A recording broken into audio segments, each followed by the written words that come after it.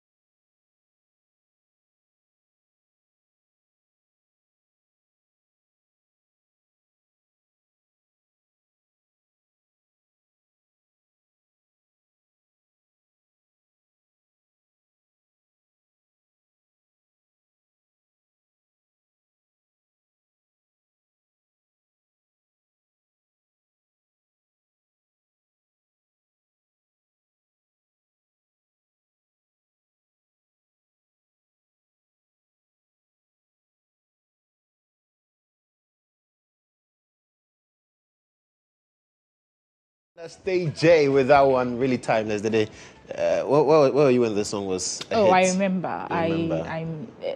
I don't know. Did you dance to it? Of course. So what did you do? How are you dancing? Someha. Ajay. Someha. Ajay. Ajay. I really did dance to it. I saw people dance to it. I saw people dance to it. Anyway, so that's our throwback video of the day. So once Ibrahim Al-Hassan is here, you know it's time for Inside Out.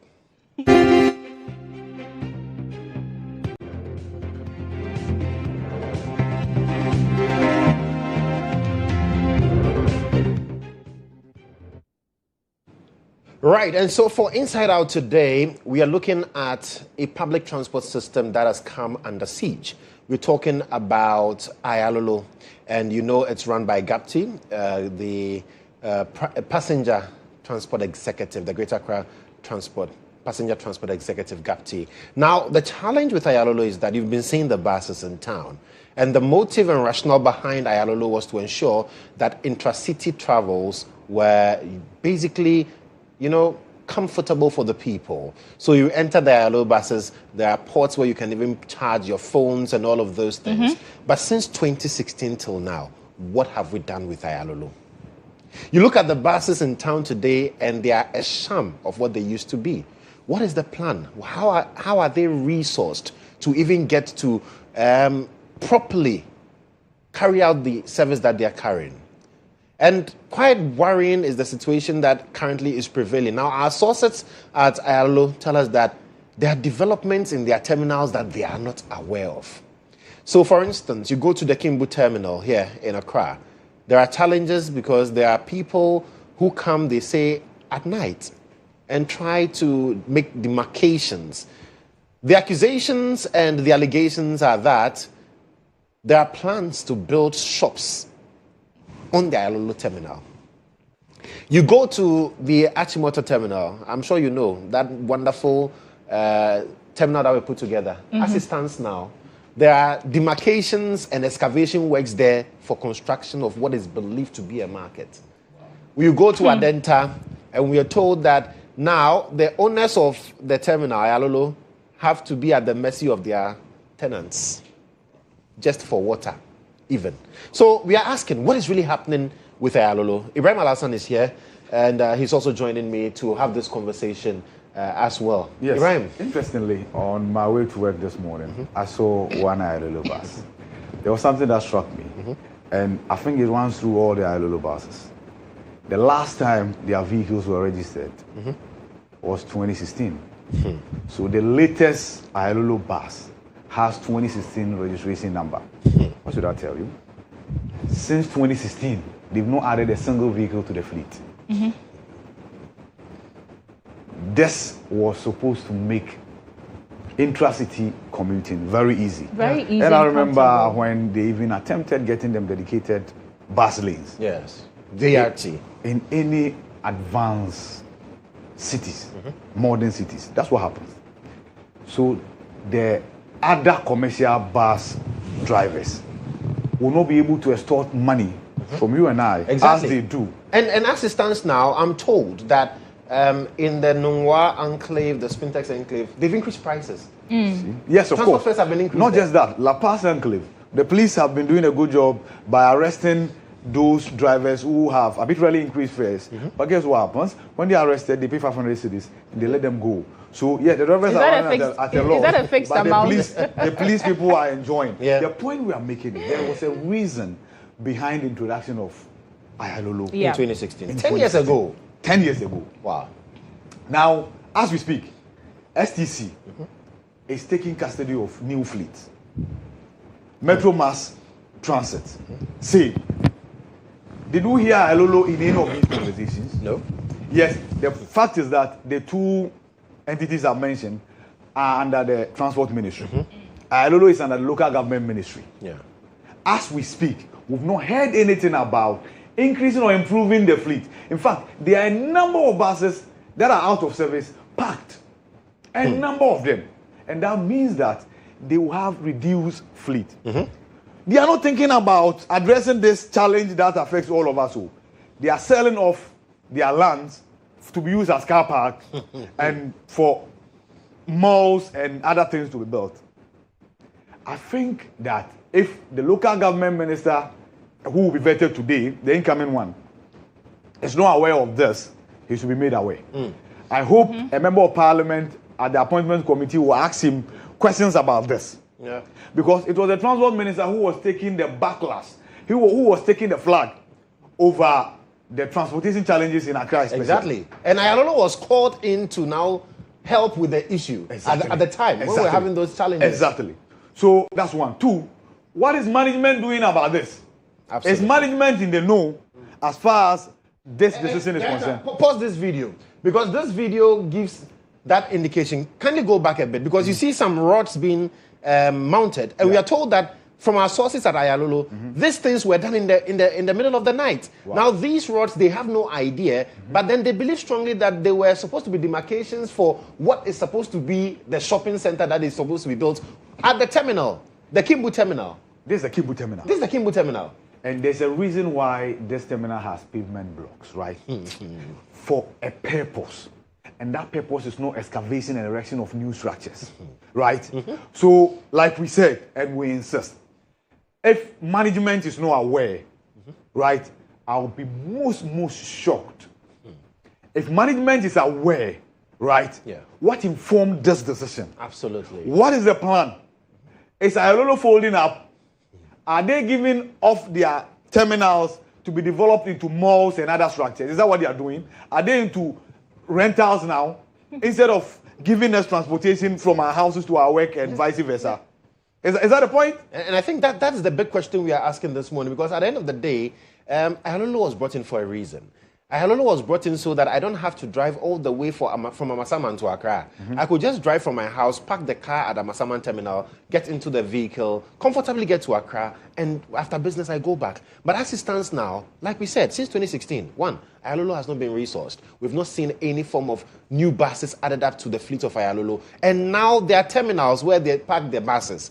Now we are told, according to information from our sources within Ayalolo, and the staff we are told are very unhappy. The drivers are very unhappy about the situation, because where they park their buses, now there are demarcations that are made. So what I'm told is that the drivers now removed the demarcations that were made and parked their buses there. Yes. To protest whatever development. Come and demarcate the buses as well, if that's what you can do. And it's terrible. Awisi Dede. It's so terrible sad that we do this to our own institutions. And I'm scandalized because, like I said, this was done in 2016, before the NPP came to power. So this Ayalolo is practically the baby of the NDC. Oh, yeah. And now that the NDC is in government, the least you would want to see is a distraction of what they started. Look at that Achimota terminal. Look at the pavement block. Put this there. Yeah. Put the video there. And you can tell that it's not limited to one terminal. No. I mean, that's my concern. Exactly. This is a decision that has been taken in a certain boardroom, to be honest with you. Otherwise, if Kimbu is the only one, we say that's an exception. Yeah. But Kimbu, Achimota, in fact, Achimota terminal was developed for a purpose. And when Ayalolo came in, they ceded that terminal to Ayalolo to use for its operations. Right? And you know where the Achimota terminal used to be? Just by the road when you are going to Kumasi. Exactly. Just by the road when you are going to Kumasi. Right? And then government in its wisdom then said, no, it was creating congestion. Exactly. So let's move it closer to the Achimota school. And Ayalolo came in and they said, okay, let's cede part of the terminal to you. And now, what? You are redesigning the terminal of Ayalolo. And you see, the interesting part is that at the Kimbu terminal as well, I'm told that it's become a parking lot for people who privately take money from people who come and park their vehicles there. You see? Yes, a parking terminal. And they don't know where the money goes. Yes. Who takes the money? Private individuals go to the Kimbu terminal, park their private cars, go and do their business. Yeah. And when they come back, there are people who are stationed there under some umbrella, and they take monies from them. Where does that money go? Who accounts for that money?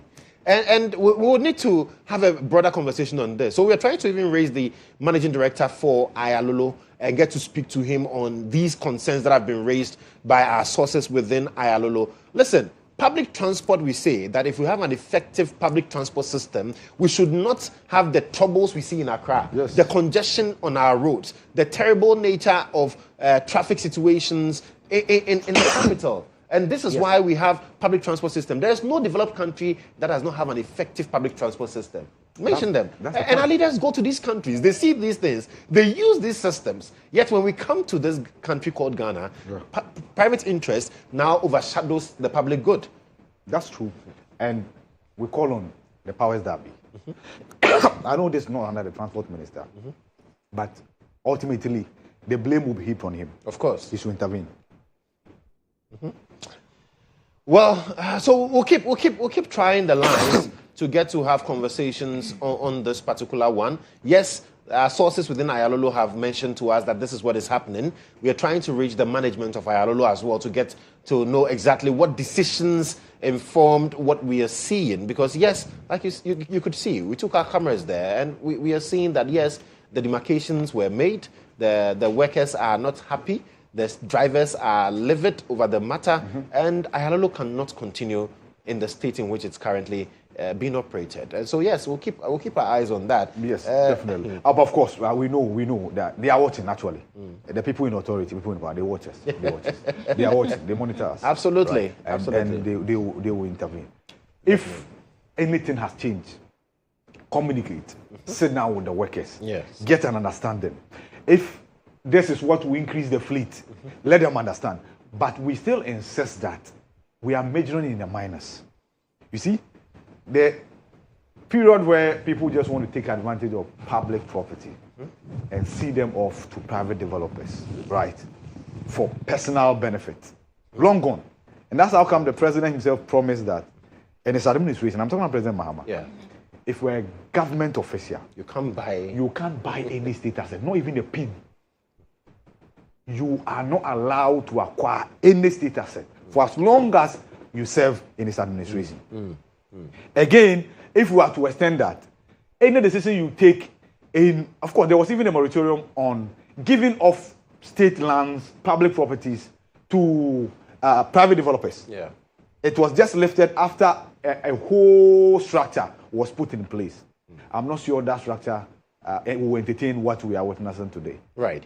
And so definitely, we're still trying to raise the managing director of Ayalolo and then or get to speak to any of the management members, because clearly we need to bring some understanding to this matter. If there is, like Ivy said, if there is any policy shift, if there is any change, any decision, the staff should be made aware. Right. People of Ghana should be made aware, because we are all partakers in this. Yes. Because yes, maybe you would say we don't use Ayalolo, but my mother would use Ayalolo. Exactly. My cousins will use Ayalolo. Yeah. My brothers will use Ayalolo. Yeah. The people watching us who we serve every morning, they use Ayalolo. Well, so thankfully we've been joined by the PRO of Ayalolo, of GAPTI, I should say, and he is joining us on the phone lines to have a conversation on this.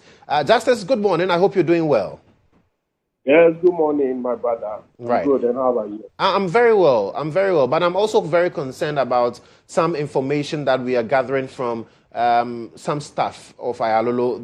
They are worried about recent developments, and they say that in recent times, there's been cause for worry for them, because they've seen some demarcations in some of your terminals, and they are wondering what exactly is happening. The belief is that it's likely to be shops to be put up in those terminals. Is that a new direction for Ayalolo? Is that the case? All right, good morning. Thank you for the opportunity to speak on this matter. Let me start from this direction. This is not a management decision. We last time noticed that some guys nowhere came to the terminal, and they were trying to, demarcate the payment somewhere on the terminal. And so we approached them and we inquired what they were about. And they were mentioning some names that we couldn't verify, that they were being sent to come and do those demarcations. So I double-checked with management, with the managing director and all the people who were attacked, and nobody seemed to have any idea. So we stopped them. And since that day, they've not returned. So we don't know where they came from. We don't know what the intention was. But since that day up to today, they've not returned. So we presume that's the end of whatever they wanted to do. And it's strange. I mean, it's strange for someone to just come on the property and with the intention to put up. I mean, what's going on? But they will stop them anyways. We are waiting for who is behind them to show up. Were mentioned, and you've not been able to verify. But when you apprehended these people, did you take them to the police? Because clearly they had invaded your premises. Yes, exactly. So we had cause to query the security, because we have security available on the premises. So we inquired from the security why you allow somebody to come on your property and do what they wanted to do. So that's an issue that we are taking up. As to the source of whoever sent them, we've not been able to make that out, and we are on guard, we are prepared, and we are waiting. But for now, the place is secured, and work is going on as usual. And at the Achimota terminal as well, we've seen some excavations. What is happening there? For the Achimota terminal, it's strange what's happening there. I mean, the place is being demolished, and they are saying they are going to use it for in-file market. I mean, for which I cannot speak to. But you're a journalist. I mean, I would like for you to go there and talk to the guys there and ask them what they are really. Information reaching me is that they intend to use the place for a 24-hour market. That's the terminal that was built as part of the Ghana Urban Project, to ease congestion in the city center. Exactly. And all those things. That's a strategic, transport planning issue. So for the demolition that is going on and the purpose for which it's being demolished, I mean, it's a matter that is way above me that you guys will have to take up and see what's going on. But if that is the case, now that we are seeing the excavations there, work has begun. How would that impact your operations as Ayalolo? For the Achimota terminal, we have our space where our workshop is. And that's up there. And then the other part is where the general terminal used to be. And that's where they are demolishing for the 24-hour market. But our space is still intact. But when they develop the market, it's going to affect how we operate. But our space on that place is still secured. Right. But it's the bigger terminal that is being demolished for the 24-hour market. Well, quick two questions, and then I think we can end the conversation this morning, Justice. First one has to do with the Kimbu terminal. Now, there are concerns that it's been turned into also a private car park, and some of your staff are worried as to where the funds are going. Is that management decision that, yes, people can come park their vehicles, pay certain fees, and does that money goes to the management of Ayalolo? That's a very good question. Most of the drivers and some staff always come to me inquiring where the funds from the parking goes to. This matter, if we talk to management, I think it will be better. It will be more appropriate for us to talk to management than talking on the air right now. I mean, when we engage management and then we understand what is going on, I think we can let the larger populace know about it. So, as it stands now, you yourself, you are not too aware? I cannot give you full details. That's basically what I'm trying to say. I cannot guarantee you full details. Okay. Yes. So if you make time and you come and talk to management, I think you get the relevant answers that you want. Yes. Talk to your MD and tell him that I've been calling him. He's not answering my call, so I beg him. He should call so that we can have the conversation. But finally, in terms of the fleet for Ayalolo, since 2016, what has been your fate since then in terms of the number of buses you have, whether government has added to it, subtracted from it? What really is the case? Thank you so much. That's my heartbeat. I've been with Ayalolo since inception in 2016.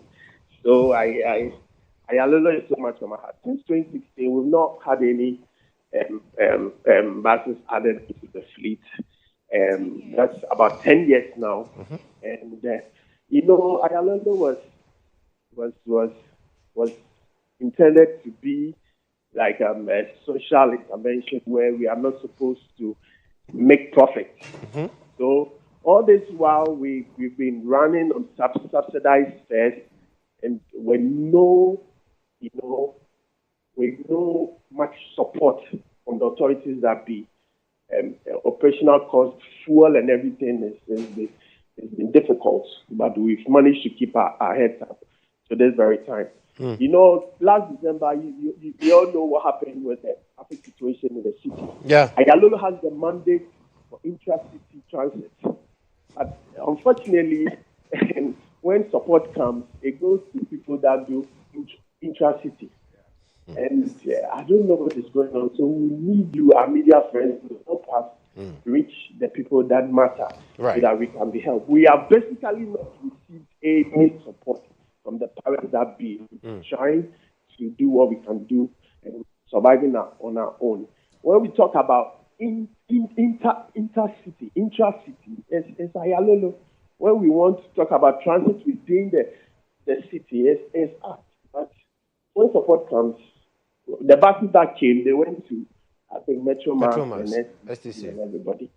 So we really don't know what's going on. So please help us and let's see, because we are really ready to deliver on our mandate, but we are constrained as it stands now. Very well. Well, Justice, thank you so much, and please tell your MD to reach back out. We would have to have a full conversation on this matter and see the way forward for Ayalolo. Right. So that's the PRO for GAPTI, Justice speaking to us on the matter. So clearly, all the things that we were told are true. I saw one that had a 2016 registration number. Yeah, so 10 years after. We've not added one single bus. Yes. Many of them have broken down. So during the New Patriotic Party administration, it was abandoned, basically. That's it. It's a baby of the NDC. It's a baby of Ghana. Why do we keep doing things like this? That politicians decide that because I didn't start this, I would ignore it, I would neglect it for 10 years. But NDC has been in power for almost 2 years. If they wanted to add, they could have also. That one too is there. So please, this is a clarion call on the government. Let's look back at that, Ayalolo. We don't only call them in when we are not getting vehicles and people are screaming and then you say, Ayalolo, go and solve the problem. No. Anyways, gentlemen, that's a gentleman, forgive me. When you're alone now. Okay, then where I know our papers, let's go and do the papers now. Let's check out what the papers are reporting.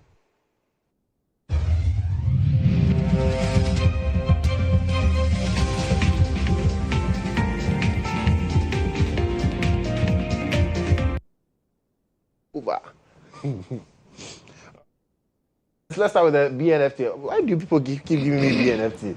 Anyways, Diaspora Purchasing Power fails house and patronage test. There's also BOG SEC see tighter oversight of fast-growing virtual asset market. Recovery real but structurally incomplete. That's according to the World Bank. And Goldfields offers increased value sharing in Takwa lease renewal bid. That's it for the BNFT. Still, in fact.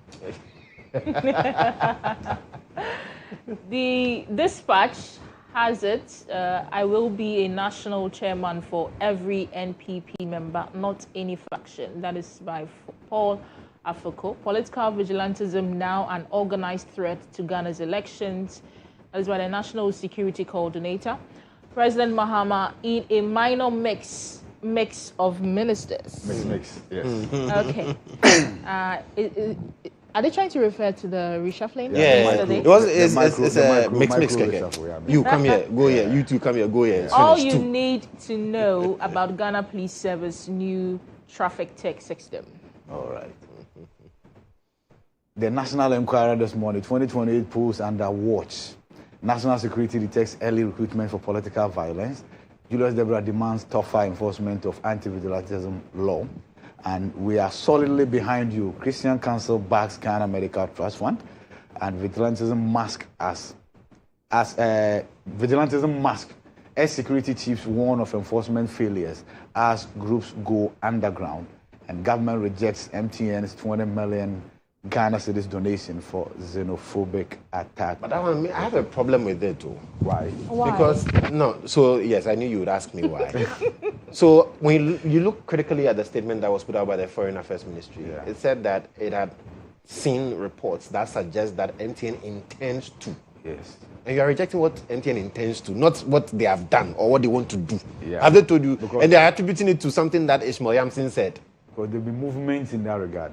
Correspondents have exchanged hands, right? And so before you even do it, because the chances are, if government does not announce the rejection, the firm might go public and announce, right? That you want to do this. No, that we are donating this. So let the firm go ahead, announce it, and you reject it. No, we have what difference would that make? It will make a lot of difference. It's unintentional. You're rejecting someone's intention. Yes. So we are cutting it off before they have not made any move. Your plans to. I am firmly. You are preempting it. No, I understand the ideology behind. Okay, we don't want to. Yeah, and it's not but from MTN. Guys. We are rejecting it because of MTN PLC, the South African the group. But when this issue started, did you Yeah. hear anything from MTN? Any form of a statement? You know. Okay, so yes, If you were there were threats. there were threats on some South Africa connected businesses, including the Foreign Affairs Minister admonishing all of us to stay clear of that, and that we know better. We are much more enlightened, right?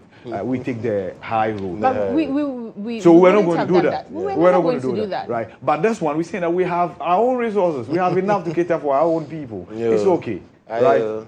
Yeah, and here we will not be like others who say that if government says no, they give it. No, keep it. Don't give it to anybody. Keep it. Right. So that's it for the National Enquirer. Yeah. Okay, so shall I take The this one? publisher, yes, please. The publisher, Ejako pledges to unite NPP, vows to deliver 2028. Gold board bans unrefined gold door export. Free SHS at 9, CPS to examine access, quality and outcomes. And that's it for the publisher. The Daily Democrat this morning, National Security Coordinator calls for stronger action against vigilantism. Let's fight political vigilantism together. That's according to Dr. Julius Debra. Sack NLA boss. The workers are demanding. Oh, but I thought there was an intervention there. Jifago Mashi pledges stronger support for creative industry, and Christian Council rallies support for Ghana Medical Trust Fund. There's also NYA holds Maiden National Youth Parliament mock sitting, and Gamanche launches Sacred Crown Awards. The Daily Satellite. Tribunals are back as Mahama signs tribunals bill into law despite opposition from minority, Labour and Baumia, and clear and present danger as Bagri Dam begin spillage on August 28th. Yeah, and man kills mother over father's 2,000 Ghana cedis funeral donation. And NPP will rise again. Salah Mustafa files to contest national organizer position, and Boache Jakon submit forms and pledges to work for Dr. Baumia, and I'm sure and the NPP. You work for Dr. Baumia and the NPP. The Chronicle, Takwa residents demonstrate for Goldfields lease renewal. Inshallah, NPP will be back in 2028. Ejako assures supporters. OSP will show no fear or favor. And that is by the special prosecutor. The quote? Philippians chapter 1 verse 6 say, call. And I am sure of this, that he who began a good work in you will bring it to completion at the day of Jesus Christ. And let the church say amen. And that's Tukisi Ejabe. So he spent the last 5 years fighting just to survive. He's been complaining about this thing Ankwanoma. for a very long time. For a very long time. No way in America. Yesterday, that was a proverb that we got. Which will quadra, no way in America. Which means? Regardless of your personal hatred, and I don't mean you, Dede, like all the people who do not generally. like. Yeah, he says they've done some intro, so they realize that it's just he that people do not like, right? He thinks it's personal. Other people, he thinks it's personal. But he says there's a rebirth of the office, and the office will get to work, starting with the AXA Energy bribery scandal. We look forward to the that. pending cases will have to be withdrawn and refiled because many more suspects have been identified, much more evidence uncovered. Show working. 7 convictions. If you don't think that's showing working, 7. Anyway, so it's my turn, right? Yes, please. Daily Guide is the final one I have. AXA $1 million bribe. OSP Les Kwabena Donko. Others as persons of interest. IEA rejects gold sale loss claims against gold board. Hey. Mensah's IEA. Yeah. Okay. Vote for me. I will make Baumia president. Vote for me. Make a top president. Vote for me. I want the top president. Yes. Vote for me. I go make you vice president. Vice president. Ministerial reshuffle. Pelpo Broja Jemfi dispatched to Jubilee House. Dispatched. Yeah. Police interdict officer over Botema race course distraction. And it's good, and the police people should take a cue from this. You go and engage in any illegal demolition exercise, you lose your job, and then you could be prosecuted. I'm Rahia Dairy Farm resident to petition Mahama over demolition on September 8th. Okay, so that's it for the Daily Guide. The Daily Graphic president assents to tribunal bill 9 others, including the Cocoa Board bill as well. OSP names 5 in AXA bribery case, and tertiary business sense challenge UCC, UGB, SK, and UST set for historic final, and Scrap Vigilantism Act is unenforceable. That's according to security experts. And I think that brings us to the end of the papers for today. We'll take a breather. When we come back, my guest will be seated and we'll talk about the issues. Stay with us.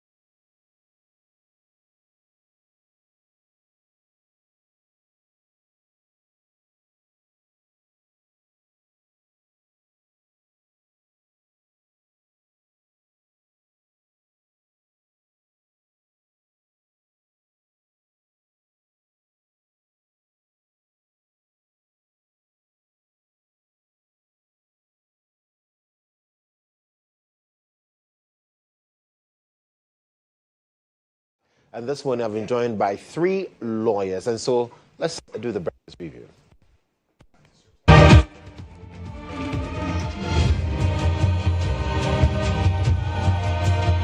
And this morning I have Ross Owusu. He is a private legal practitioner and a member of the MPP's Legal Directorate. And also KOD, Kwame Usudanso. He is a private legal practitioner and also the executive director of Lands and Mines Watch Ghana. Of course, I got you. The member of parliament for Akwetia is also here. Triple B, Bernard Bediako has also joined us this morning. Gentlemen, good morning. Call it B. Good morning. Cube your name. B Cube. 3. B Cube. I hope you're doing well, gentlemen. Fantastic. Right. Ross, how's it been? I'm doing fine, my brother. Yeah, you are celebrating some victory. The victory for Dr. Bawumia come January 7th, 2029. Right. We are celebrating it today. Already. 2029. No mischief, please. No, I thought I heard you say Kwame, no mischief at this point, please. 2029. Right. You know, That's what you are celebrating. No, of course, we are coming back. He's also in a yeah, we live in the same neighborhood. Oh, he lives there? Yes. Oh, I don't know. I didn't know that. Ashama Connect. So you have to be. And our roads are very bad, actually. So they have to do something about it. Yes, but with the government that promised a reset, yes. I mean, once you are in power, we expect a certain level of. Have you seen the other side of Ashoman? The pure water area is horrible. Oh, no, when it rains, the place is inaccessible. But she's fixing the other side, the one close to Boshe. No. Even the Kwabinya main stretch is horrible. Oh, but no, it's horrible. Come on. When was the last time you went to Kwabinya? Oh, my brother. I applied road every morning. Even this morning, I used it. Even last time, I used it. No, please. I mean, viewers watching us will attest to the fact that the Kwabinya roads are very bad. Was very for bad. about 12 years. She didn't do it. But is it a duty of the MP to? No, if she had fixed that main road, Okay, you have a roads minister. We have a roads minister. There is a big push. There is a big push program. There is a big push program that is ongoing. We didn't hear the Domi Kwabinya constituency under the big push. Right. I didn't hear that. It's Domi Kwabinya under the big push. No. Ross, you have a missed call. Remember what the former roads minister, what's his name? He said, you are late. We have moved past that. We've done most of the roads. So you've moved past Domi Kwabinya? That's his claim. Really?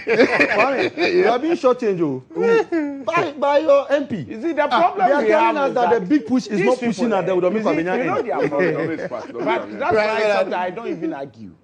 Their major issue is with the how they try to justify their incompetence. Say it bluntly. You see, when they all of a sudden they now see Ghana's problems. All of a sudden, they just left power. It's amazing. All of a sudden, things they couldn't do within 8 years. They expect us to do it within 6 months and a year. Oh, no, but you should understand, they were blinded by But power. you see, no problem. That's why I don't argue. We will take it on board. But it tells the story, what you did before we came. Right. If it had been fixed, Yeah, we will not be having we this. will not be having this. But remember before we came, Yes. they were in power. If they had done it at the time, if they had done it at the time, we wouldn't have come to fix it. So the point is that they campaigned on a certain manifesto. Based on that manifesto, the good people of Ghana voted for them. You are almost 2 years in government. You are telling us to still wait. Meanwhile, John Mahama is left with just about 2 years to leave government. So when is he going to deliver on the promises? Kwame, this is. I mean, John Mahama is going to be the president of Ghana. Hey, Ross. but within his tenure, he should deliver at least on the campaign promises. Hold on. He should deliver on that. It's as simple as that. Is it being fixed or not? Well, I am talking about. I am talking about Domi Kwabinya, where I live. Yes. At least I should be here advocating for my people. But I'm also talking about Domi Kwabinya, where I live. I said, mind you, the road connecting from DVLA, the road Boshe. Yeah, Boshe. Yes. That connects you to Ashoma and it's being fixed. They've done the gutters and everything. Come on. So have you not seen that one? The Brekusu Kitasi Road gutters have been done for like 4 or 5 years now. Yeah, it's not being fixed. Yeah, but at least this is the first timer who is trying. And whom to are you fix. asking? The first timer. Who is the first timer? If gutters were Who is done the first for timer? MP is the first timer.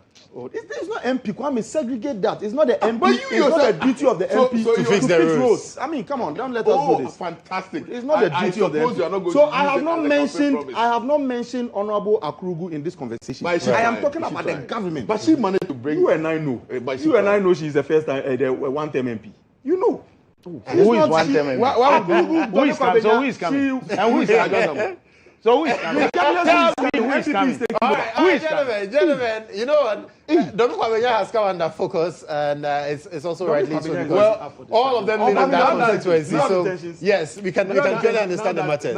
Yes, I'm suspecting You are not able to confidently tell us who is coming.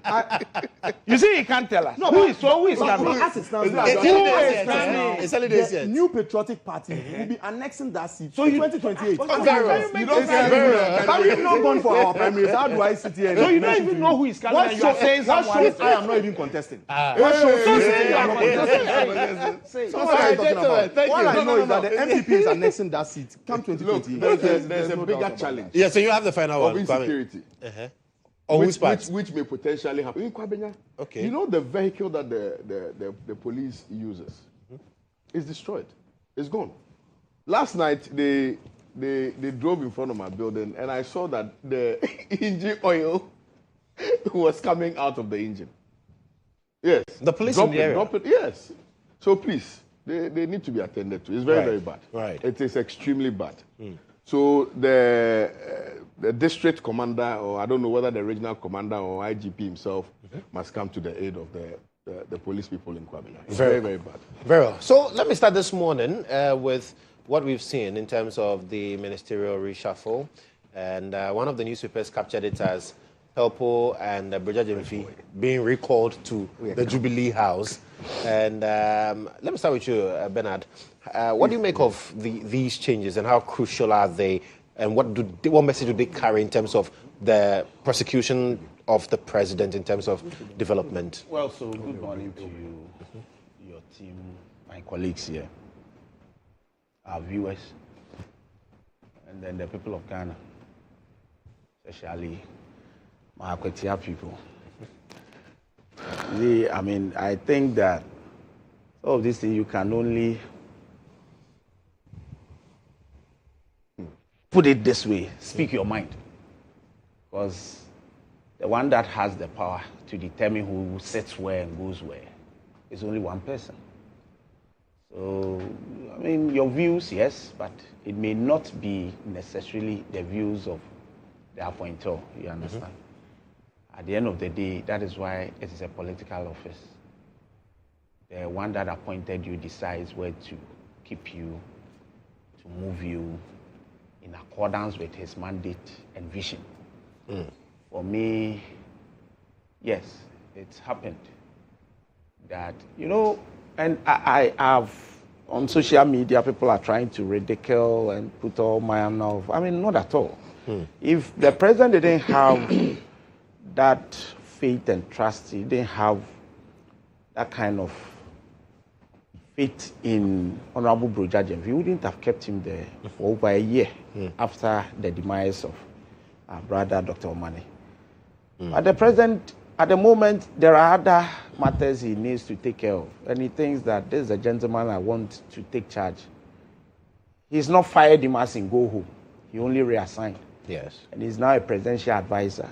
So he's supposed to advise the President of the Republic on policies with regards to that. Yeah. Absolutely. And we all know what that means, especially in the wake of what has happened over the period in terms of floods and then all that. So it's an area the President wants to actually look at and things that Honorable Jemfi would be able to serve best there. He decides. I think he's also moved Honorable Rashid Pelpo to, they've swapped. Honorable Pelpo and then Honorable... Yes. They are both MPs. And so the reason the president even appointed someone there at the expense of another, that one was okay for everyone. But if he moved another person to a different place, then there's an issue. No, it's not like that. And so for me, what is important is that they are all within, at the moment as we speak, they are still within the corridors of power, serving in different capacities. And that, for me, it's okay. There's a president you can trust that he looks at everything, reviews everything. He's not.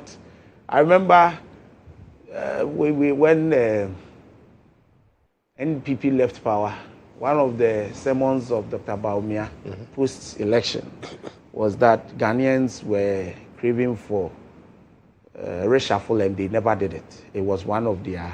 He said it. I even have the video. It was one of their down points. I mean. Yes. So if you have a president who is all over the place, understands what is going on everywhere, and decides to change as and when, I think that he knows best. Right. What he knows, we will not know. We can only speculate. Yeah.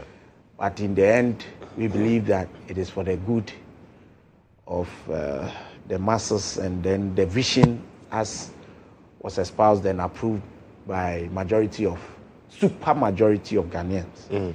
So we wish them well. I do not see any malice anywhere. I do not see any disappointment anywhere. The president decides where to put, and they are all still within the corridors of power, serving in different capacities. So for me, there is not much to be said. We wish them well, and we know the president means well, and he's done what he's expected to do by the law. Kwame? I think the dynamics as we've seen it cannot be far removed from the policy direction of the president. Indeed, he hires and he fires as he deems relevant. And on this occasion, the president has found it expedient to swap some of the ministers and to move a deputy minister from the defense ministry to come and aid in advising the president on specific matters. For many, especially those who are ambitious politically, they would want to ascribe certain quiet meanings to what has happened, albeit that we may not want to laud it. It's quite apparent that for a lot of the people, the view or the argument is that it's been a demotion. Yeah. Particularly for the ones who suffered that demotion. But for the person who has been moved to a cabinet ministerial position, that is actually a promotion. But for the other minister who has been moved, it's a demotion. And so no matter how you look at it, of course, like I said, the president is the one who understands the kind of football strategy that he's using. You know, he's the coach.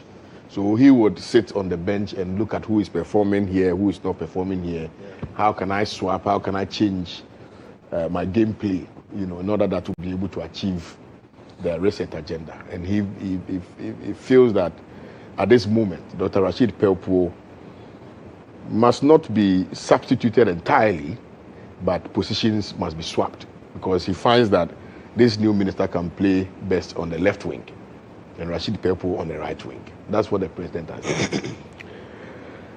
done. I'll be very candid with you. Yeah. Yesterday was the first time I heard the name. I don't know him. The one in charge of presidential special initiative? Yes. I've never heard his name. GHOne. I don't know him. I've not. No, I'm not. This is not to. No, I get that. Yes, undermine him. But I simply do not know him. I don't know who he is. Of course, I'm not supposed to know everybody, but at least if somebody serves in government, the name must ring a bell. I have never seen or heard or read anything about him before. And so one would want to hastily question whether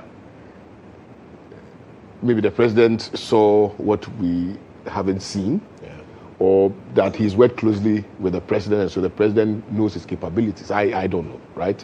But I can best tell you that I have had several engagements with Rashid Pelpo.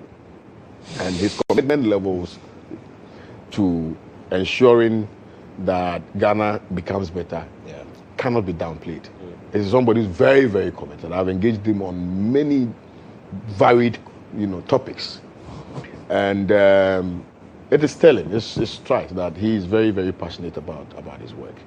And truthfully, under his supervision, we have not seen the kinds of agitations that always greets ministers who occupy that position. We've not seen that. Of course, we've seen a few of them, but not to the levels where we've seen in the past.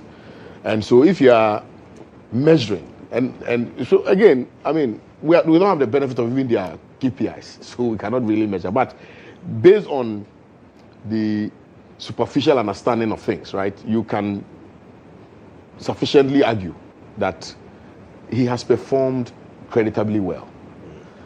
Because one of the things you can use to measure the performance or otherwise of a particular minister, particularly the Ministry of Labor, is labor agitation. You know how people are. But I've not seen that. I genuinely did not really see. Of course, there were threats. And I do recall one time in my PhD class, I was prevailed upon by one of the lecturers to prompt Dr. Rashid Pelpu of an impending strike action. And so I said, oh, you know what, pause. But so my lecturer. So I placed the call to Dr. Rashid Pelpu, who then spoke directly to the lecturer. And the lecturer explained matters to him. Immediately he said, oh, he was going to take action. And that was the end of the intended demonstration. So this is somebody who's very swift. I don't know what has happened. I don't know why.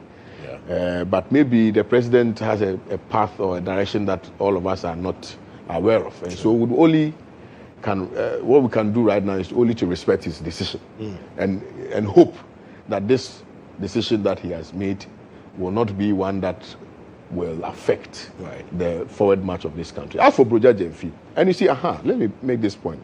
And I don't say this to malign anybody. But one of the things that I believe politicians must learn to do is to consistently engage the public. Find a way of staying relevant. Because as part of the work that you do as either a member of parliament or as a minister, if the public's eye is detached from what you are doing, it will be practically impossible for anybody to speak up for you, you see, because you may be working, but nobody is seeing it. And I think a lot of them are making the exact same mistakes that were made in the past by MPP. Let the media tell your story. Find a way of letting the minister tell your story. You see, people are talking about Agboja, all right? Because he's going around and he is capturing those moments. So, by popular opinion, he is one of the best performing ministers. Is that not the case? By popular view. Because at least we are getting to see, or we are given the opportunity to follow what he is doing. Right. So we can judge based on what is available to the information that is available to us. Unfortunately, my brother Broja, of course, you can also look at the sensitive nature of the portfolio occupies. The portfolio is occupied. Because for defense, but you don't engage. No, I agree with you. But I'm saying that even his personal relationships with some media people went south. Okay. And so sometimes you have to work on these things because you don't know which room somebody may be in, and your matter will come up, and that person will say, "Oh, that guy, oh." You know what I mean? I get that. But if you at least continue to build, I'm not saying that you should commit all your time to listening to friends and colleagues and all of that, but at least you try and engage, consistently engage, especially journalists or individuals who were very supportive of you. You know, you recall he wanted to go for a certain position. You recall in the NDC, and it didn't work out. Yeah. Prior to that, he had support. A lot of it. In fact, personally sitting here, I supported Broja Jemfi. And I'm not shy to say it on air. You know, but subsequently it was difficult getting through to him. Sometimes you may hear of something, you have an information and you want to relay the information to. It's practically difficult. Like for instance, what happened between myself and Akando. I was not asking for the head of Akando. People misconstrued the statement that I made. And then later when we spoke, he was like, Kwame, you could have come to. I said, but Honorable, when I call you, you don't pick. But our relationship precedes the position that you are occupying. Because we had a relationship. We are like, maybe not brothers, but very good friends. We did things for each other. So suddenly, when you are given an opportunity to serve, to become a servant of the state, and those of us who have been closest to you, not because of monetary compensation, but because we genuinely are interested in your growth, right, are attempting or trying to get to you and give you some ideas that we even have. You need to avail yourself. Because you see, the country that we are building is not only for the party that is in government. Technically, it is supposed to be by all of us, right? But unfortunately, because of the kind of duopolistic politics that we have, once NDC wins power, the automatic conclusion is that it's supposed to be NDC people who must benefit. Okay? So, the winner takes all system. Yeah. And I entreat all Ghanaians to go and read the article written by Professor Abochi. Brilliant article on winner takes all. They should try and read it. In concluding, yes, I wish the new, I shouldn't say new, the minister who has been assigned or reassigned to the Labour Ministry well. Yes. Similarly, I wish Honorable Rashid Pepo well, and I wish Broja Jemfi too well. But they must draw important lessons from some of these. Relationships are very good, right? If built on solid rock and trust. You must not sever the relationship by reason of your proximity to power. Okay. When you do that, people may not necessarily speak up for you or defend you when your issues come up, because then they feel that you only need them when you have troubles. Yeah. But when you need them, they need you when they are in trouble. Yeah. But when you need them, they don't avail themselves to you. And Campbell, a very good friend of mine, Campbell, who works with MPA, posted something on his status yesterday.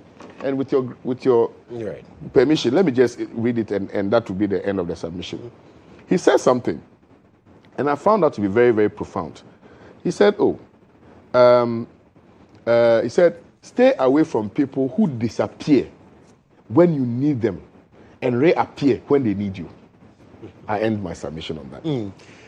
Ross. My brother, a pleasant good morning to our viewers, and a victorious good morning to Dr. Mahamudu Bawumia.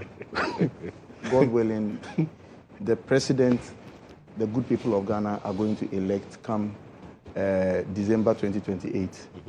And let me also start on a lighter note that I don't know the arrangement my two brothers here had in terms of the colors they decided to appear, we're both the same on this show with. Not 24th. But to my birthday. Yes, 24th. Of what? May? March. No, May. May. So we share the same birthday actually. Okay. But that is. But yes. But I mean,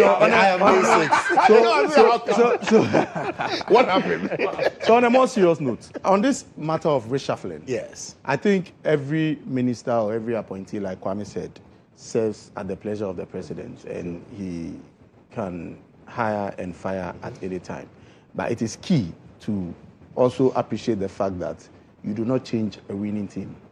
So that if you have the players on the field who are playing very good and they are bringing in the results, you do not change them like that. And I think I side with the president to the extent that his ministers are performing abysmally.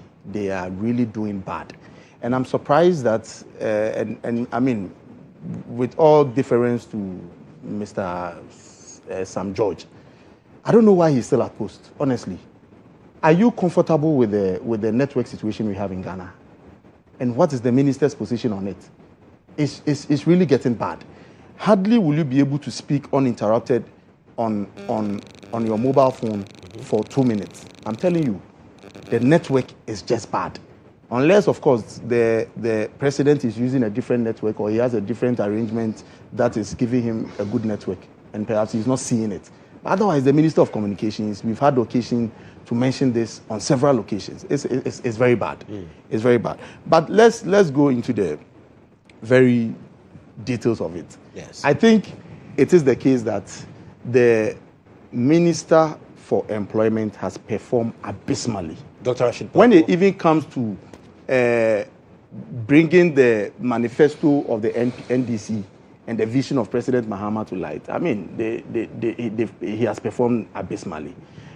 Kwame mentioned that he's not seen agitations under Mr. Rashid Purple. Just this week, the staff of Ghana Lottery Authority, NLA. I mean, they went on demonstrations demanding that the managing director resigns because of poor. I mean, of course, if you read the story is here. I can forward it to you.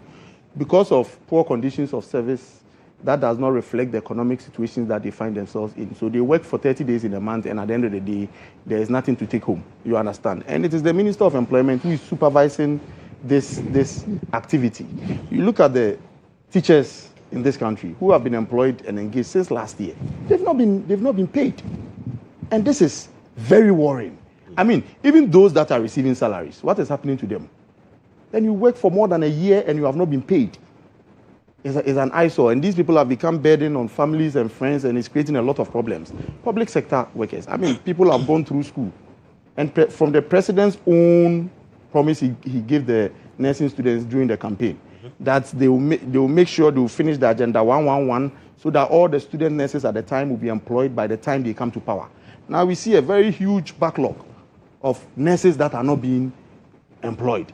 You understand? But you see, it is reshuffle for some ministers today, which I think it is the president's prerogative to do that. But I can tell you and I can assure you that the main reshuffle will be the NDC government itself come 2028. The NDC government is going to be reshuffled because this is not what Ghanaians ordinarily expect from them. Let me take you through their own manifesto, some of the promises they made to the good people of this country. They made mention of the 24-hour economy. And you see, they are trying to create a certain narrative that the markets that, the structures they are breaking up in the name of building markets is what the 24-hour economy is about. That is not what they promised the good people of Ghana. But Felix, I spoke to Felix. He says that is not the 24-hour economy. No, that is not the 24-hour economy. He says the market but is not the 24-hour economy. Have you heard of 24-hour markets? Yes. So if that is not 24-hour economy, then what is it? Did you hear Mr. Guzitano on this whole thing? Why did he have the cause to even come and speak on it? Because he is the chief executive officer of the 24-hour secretariat. So are they running away from their own policies now? They believe, and mind you, I'm a member of the decentralization sector committee of the MPP. Right. We are coming out in the coming days or maybe weeks with a bold statement on this 24-hour market. They are pulling down existing structures. They are pulling down existing markets. And hold on. Of course, it's all linked to this. No, job. So your own manifesto is linked to it because you have job creation initiatives. And under it is 24-hour economy. No. With all due respect, Honorable will not determine how I make my submission. Because I did You don't determine. Exactly. You do not do less than 5 minutes, please. And I am telling you that under the 24-hour economy, the promise they make to the good people of Ghana was that 1 job, 3 persons, 3 shifts. They should stick to that. Have they been able to deliver on that? The answer is no. And that's why you feel that the employment minister has failed. Who was supposed to supervise all these job creation initiatives? It's not the employment minister. The labor minister. Of course, the labor minister. You are supposed to make sure that these policies are well coordinated. Okay. That is why you are the employment minister. So if you are not doing it and the president sitting back knows that his manifesto promises are not being fulfilled, he would have to fire you. And properly so. But he's been reassigned, not fired. But of course, we all know this is a demotion. You can. Kwame gave all the nice words to it, but we know it's. He's now going to head the president's special I wouldn't want to go initiatives. The Women's Development Bank. This was a project that was going to bring a lot of jobs to the teeming youth of this country. You understand?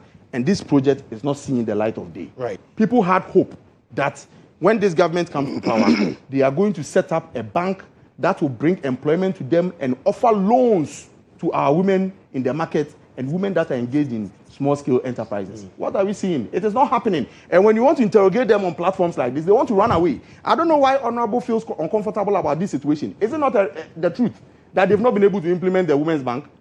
Is it not the case? Very. If you mention the Jumapa program, hold on. I can take conclusion from him. I think. No, that's what I said. I said as you wrap up for me. Exactly. And if you look at their rapid industrialization for jobs that they mention in their manifesto, are we seeing it today? The ordinary Ghanaian is struggling to get a job that will keep him, to keep body and soul together, because this government has been inept. And this reshuffling, I'm saying that they have to reshuffle the entire ministers that John Dramani Mahama has appointed, because they are just not performing. Okay. In all sectors. And I've just cited the communications minister. I don't know why he's even still at post. And I'm saying that by 2028, December 7th, you will find the NDC being reshuffled. They don't have any business being in power as we speak. All right, Bernard. You see, it's understandable. When they are coming like this, they write their own questions, put some answers there. And even if we are talking about Mother's Day, they will try to bring in all kinds of things. So you can understand. First and foremost, see who is saying that a non-performing minister should be reshuffled. See who is saying it. You see, they are double standards. So since when did you realize that if there is supposedly a non-performing minister, he should be reshuffled? Did you just join the MPP? Are you asking me that question? Rhetorical. I don't expect you to. Are you just joining the MPP? Someone who, I just told you that your current flag bearer said one of the reasons you lost the election was because you were adamant to the cause of the people that reshuffle you. Look, it's never happened in the history of Ghana. Well, maybe someone may tell you. And you have a caucus of minority MPs who say, no, at this point, this our finance minister must go. The president says he will stay. Maybe you just joined the MPP. You have the gut. Allow. He keeps mentioning I just joined the MPP. That is why the MPP was voted out of power. That is why the MPP was voted out of power. I mean, these things they say. You don't say this. We did this and we were voted out of power. Right. When you are done, so you are here. Bernard, you have the time. You are not delivering on your mandate and we are telling you I just joined the MPP. How does that with the reshuffle that has taken place? When you are done, I'll continue. You don't want to hear, I'll tell you. So don't bring me in So on maybe this. I'll still say it. Maybe you just joined the MPP. Because I'm surprised. You know their strategy. And that's why we were voted out of. You are here claiming to celebrate a victory of a failed leader who is now your flag bearer. You are saying that you failed. That's why Ghanaians. Who was more of a failure than Mahama in 2016? By the time we were voting Mahama out in 2016, who was more of a failure?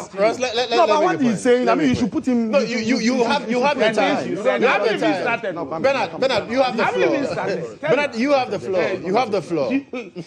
A failed leader whom you are today gratifying and raising so high that he needs to be the president of the republic. You said your white signifies his victory. Yet you are here, the double standards, and saying that we failed. That's why Ghanaians voted us out. Who failed? Is it not Dr. Bawumia? Who then failed? Is it you? What appointment were you given? The very people you are today glorifying that they should be given power are the people that failed. No reshuffle, nothing. It was a mess. Look, for 8 years, when you sit here, and please advise them. The 2028 election is going to be issue-based. It's not just about the criticism. Because the good thing is that you were in power for 8 years. So whatever you are praying the Ghanaian people to do for you, put what you did for the 8 years against you. You will be charitable against John Mahama's 4 years. Even my grandmother, Auntie Brofukra, could say one district, one factory at the time. Did you hear that? Yeah. You should name the factories. In fact, that's what they should be doing. Where are the factories? One district, one factory. One out of Jews. 8 years. He says you name one. I've named one. 8 years. One village, one down. Do they mention it again? Do they still say one village, one down? In fact, later we heard that they said the one village, one dam was the northern sphere. It had nothing to do with my equity. I said, fine. So name the dams in the northern sector. Where are they? This is what they should be talking about. That we had a superior. You look, when we were coming to power, or before we came to power, yes, they are getting it completely wrong. We still mentioned the Circle Dubai. We still mentioned all the E-blocks. This is what we're telling the people, that you voted us out. After doing this, And these people have come and look at what they are doing. And the Ghanaian had to compare. President Mahama at Tamils, University of Allied Health, natural resources, and all that, the UGMC. We mentioned it. We told the people when we were in opposition that these are our records. If you remember, compare with what is happening, one district, one factory. We had Commander Sugar Factory, even though we didn't tout any one district, one factory. Where are the records? So we told them, and the Ghanaian had to compare. Today, they have been running away from their record because they know they failed. They are not able to tell us which factories they were able to build, the dams they were able to, planting for whatever and whatever, and then all the infrastructure, they have not been able to, except to criticize. That you said you do, what do they call it? You use 8 years to fail, and you come back here and tell me that within 1.5 years, we should be able to put in place a 24-hour economy. What is this? 8 years. 4 years. Failed. And yet, you see, if you are telling me, I'll take some moral lessons from you. If it is my brother here, I'll take it, not them. Who admit that is why Ghanaians didn't vote for us. You admit that, yes, we failed. That's why Ghanaians didn't vote for us. But you said you'll do it. We take it. We'll do it. But you are not an alternative by that admission.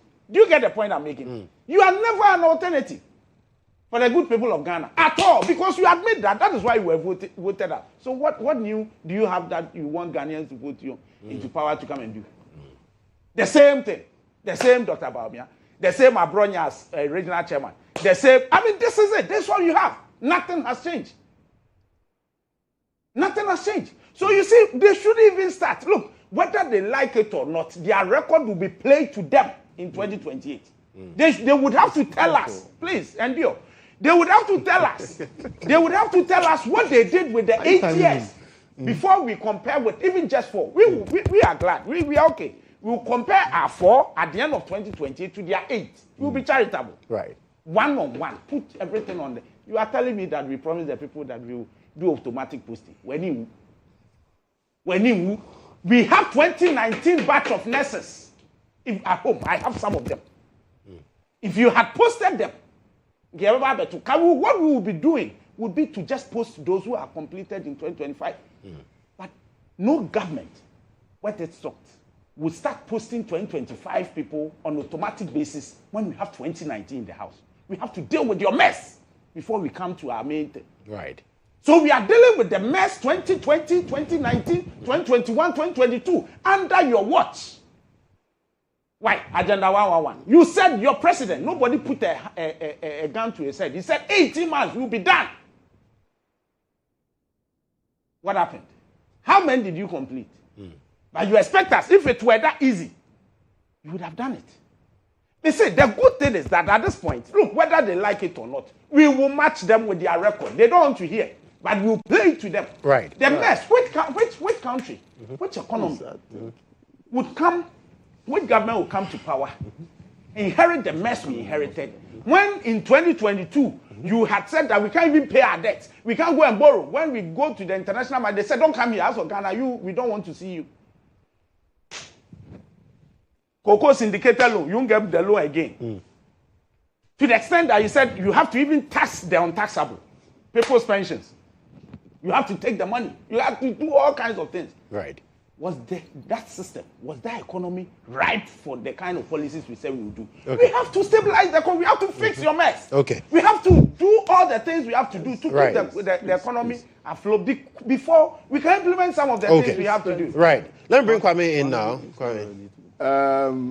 What was your question to me? Because I'm not going to. But once we invented the enter song,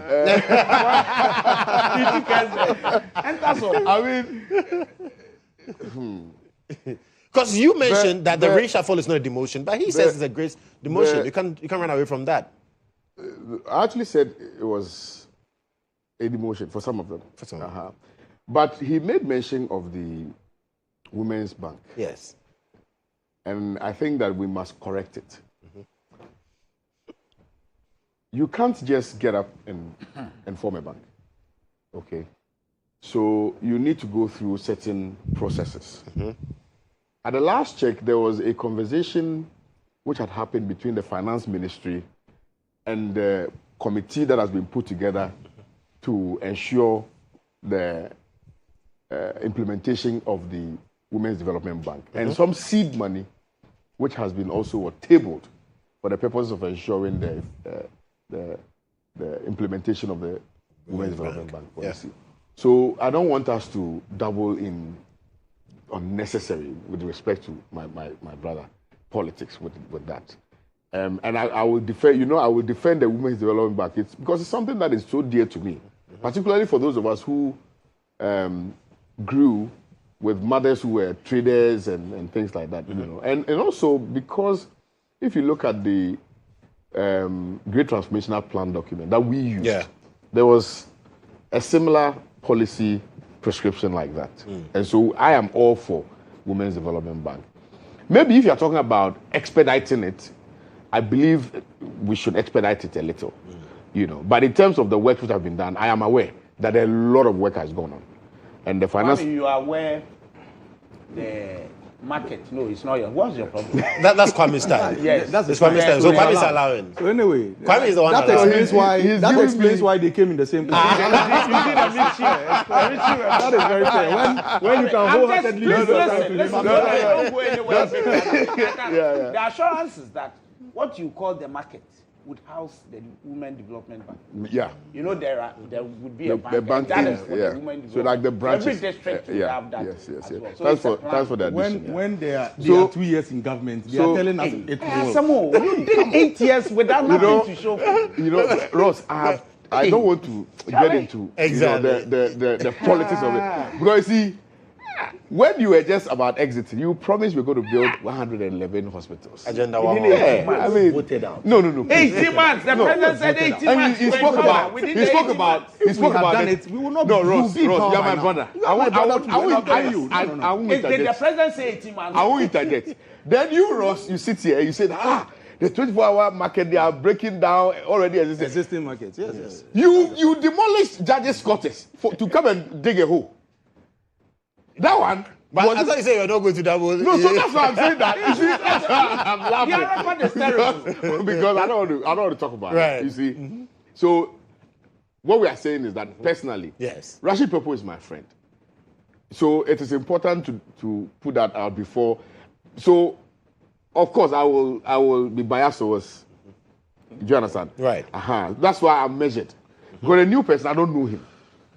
I won't sit here and say anything about him because I don't know him. Right. We are yet to measure his performance and possibly compare with that of Rashid Pepo to know whether he's better than Rashid Pepo or not. My only advice, and maybe admonishment to him, is to consult more, is to engage more. Right. Is to get the Ghanaian people to understand what he's doing, how he's doing what, and where he intends to take the employment ministry. That's all I would say. Very well.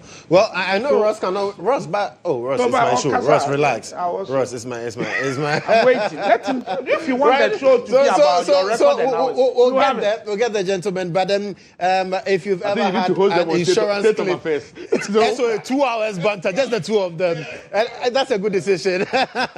So if you've ever had an insurance claim delayed, denied, or handled in a way that you find was not satisfactorily done, then don't suffer in silence. The Ghana Insurers Association's Complaints Management and Advice Bureau is here to help. Now, if you've lodged a complaint with your insurance company and the issue has not been resolved to your satisfaction, you have the right to escalate that issue to the CMAP for an independent review. So call them now on 0800 442 000. That is 0800 442 000. Or you can call 0302 251 091 or 055 255 9698. And remember that all their services are absolutely free. So remember, when it comes to insurance complaints, you have the right to a fair resolution. CMAP, every complaint matters. And this message is brought to you by the Ghana Insurers Association through its Complaints Management and Advice Bureau, CMAP. I want to calm down the temperature in the studio, so let's take a quick breather. When we come back, we'll hear from Ross.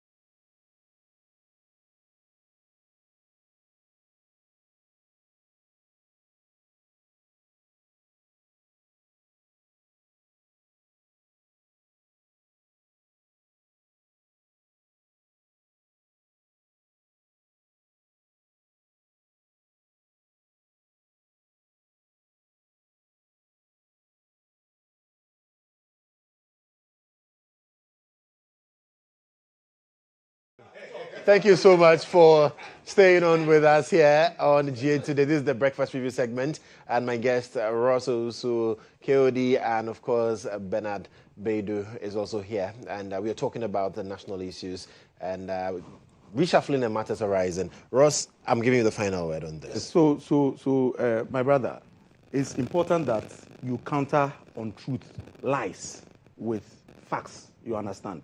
When my senior brother here was speaking, he made mention of the fact that under the one district, one factory, he's daring me to mention one company that we fully set up under the one district, one factory. I will walk you through a litany of companies and the number of employment these companies have provided to the good people of Ghana, which under their tenure, they are struggling to even create employment. The promises they themselves made in their manifesto.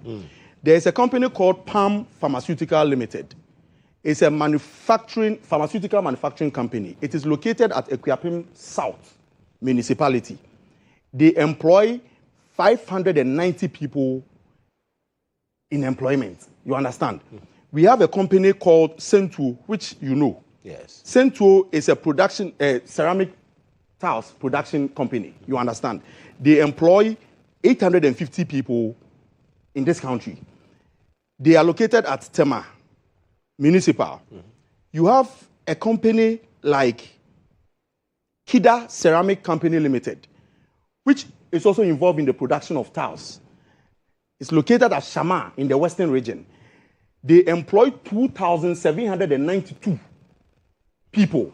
I can walk you through a litany of companies that came up under the one district, one factory for the issues of time. But I can forward this data to you. Right. Because it's quite clear for everybody to see. So nobody should buy into the propaganda that the one district, one factory did not work. As I speak to you today, a lot of our active youth are being engaged in meaningful employment through the initiative of the one district, one factory. This government has come to power. What we are saying is that what manifesto achievements have they been able to see through in their 2 years in government? But they said they have a 4-year mandate. Not even but 4 years. You have a 4-year mandate. You've done 2 years, and you cannot even pinpoint to one of your flagship programs that you told the good people of Ghana you were going to do. Let me tell you something. When we promised free SHS, by the time we were 10 months in government, we had already rolled out free SHS. They cannot do that in 2 years. As simple as this is. And let me tell you, a government that came to power and told you that they are going to roll out 24-hour economy. What did they do when they came to power? They sacked over 1,500 Ghanaians who were meaningfully employed by the government of Ghana at the time. They sacked all of them. To the extent that the TUC had to intervene to tell government to halt. As I speak to you, there are a lot of court actions against the government of Ghana for unfairly terminating appointments that were given to people to work. Right. Because you had come on the backdrop of giving people jobs. And you came, these jobs have already been given. Why do you terminate it? It tells you the color of the NDC. And that is why I'm telling you that on this reshuffling matter, they need not worry themselves. The good people of Ghana need not worry themselves because the government itself, the NDC government, led by John Dramani Mahama and whoever they are going to elect as their flag bearer, will be reshuffled in 2028. Right. And we will not see the bad governance we are seeing under their tenure anymore. Okay. Well, so that is it for the conversation on the reshuffle matter. It is. Bernard, you're not done? So you see, if you did this with Battles, then it means we are going to go another round. I'm saying this program. We are going to go. No, we are going to go another round on it. Because we've all had a bite of the cherry. I don't know why you want to go back to it again. That should not be allowed. That should not be entertained. Honorable, please don't do this. You give me my time. I won't sit here and allow these lies to be thrown out. What lies to be thrown out? This is the data I can share with your producer so that they project it. So you allow me. I can share this data with your producer so that they project it. This is no lies. But one of the things. Honorable. Kwame, I've shown the data. These are no lies. What's your problem? Allow us. Please give me my time. Allow the moderator to moderate the show. So I'm waiting to how he runs the show. So there are quite a number of things that, in fact, I know no matter what I say, Bernard will go back to the issue. This, Bernard, you proceed. Because the president has signed. We were given topic. Exactly. We came and the topic was about the reshuffle. Yes. Somebody tried to bring in his own thing about the record of John Dramani Mahama. But he says it's linked to the reshuffling. How is Women's Development Bank related? He said it's He cannot see through it. Why would he be there? And every Ghanaian knows it. And he himself See, Joshua, you're allowing this. You're allowing this, which is unfair. Would perpetrate this unfair. I have what Don't allow him. He's mentioned first year. He's mentioned. Is he using his time on the next topic? Is he using his time on the next topic? Because we need to talk about the president assenting to the bills. Okay. The You 10. give me my time. Yes. What do you want me to discuss? The president assenting to the bills. Which bill? In fact, the tribunals bill, the Cocoa Bond bill, among the rest. Yes. Thank you. Thank you for the opportunity. I'm very grateful for the opportunity. However,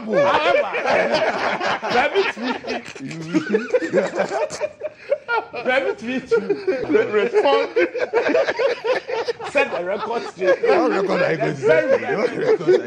And then I'll come to you. See, I'm timing him. don't worry. So keep your record. 8:53. I'm timing you. You see, how many minutes are you giving? I will give you some. No, So 15 minutes there. 70 minutes. You see, every government since independence Oh dear. have had factories and industries built in Ghana. You don't need any mantra. Every government.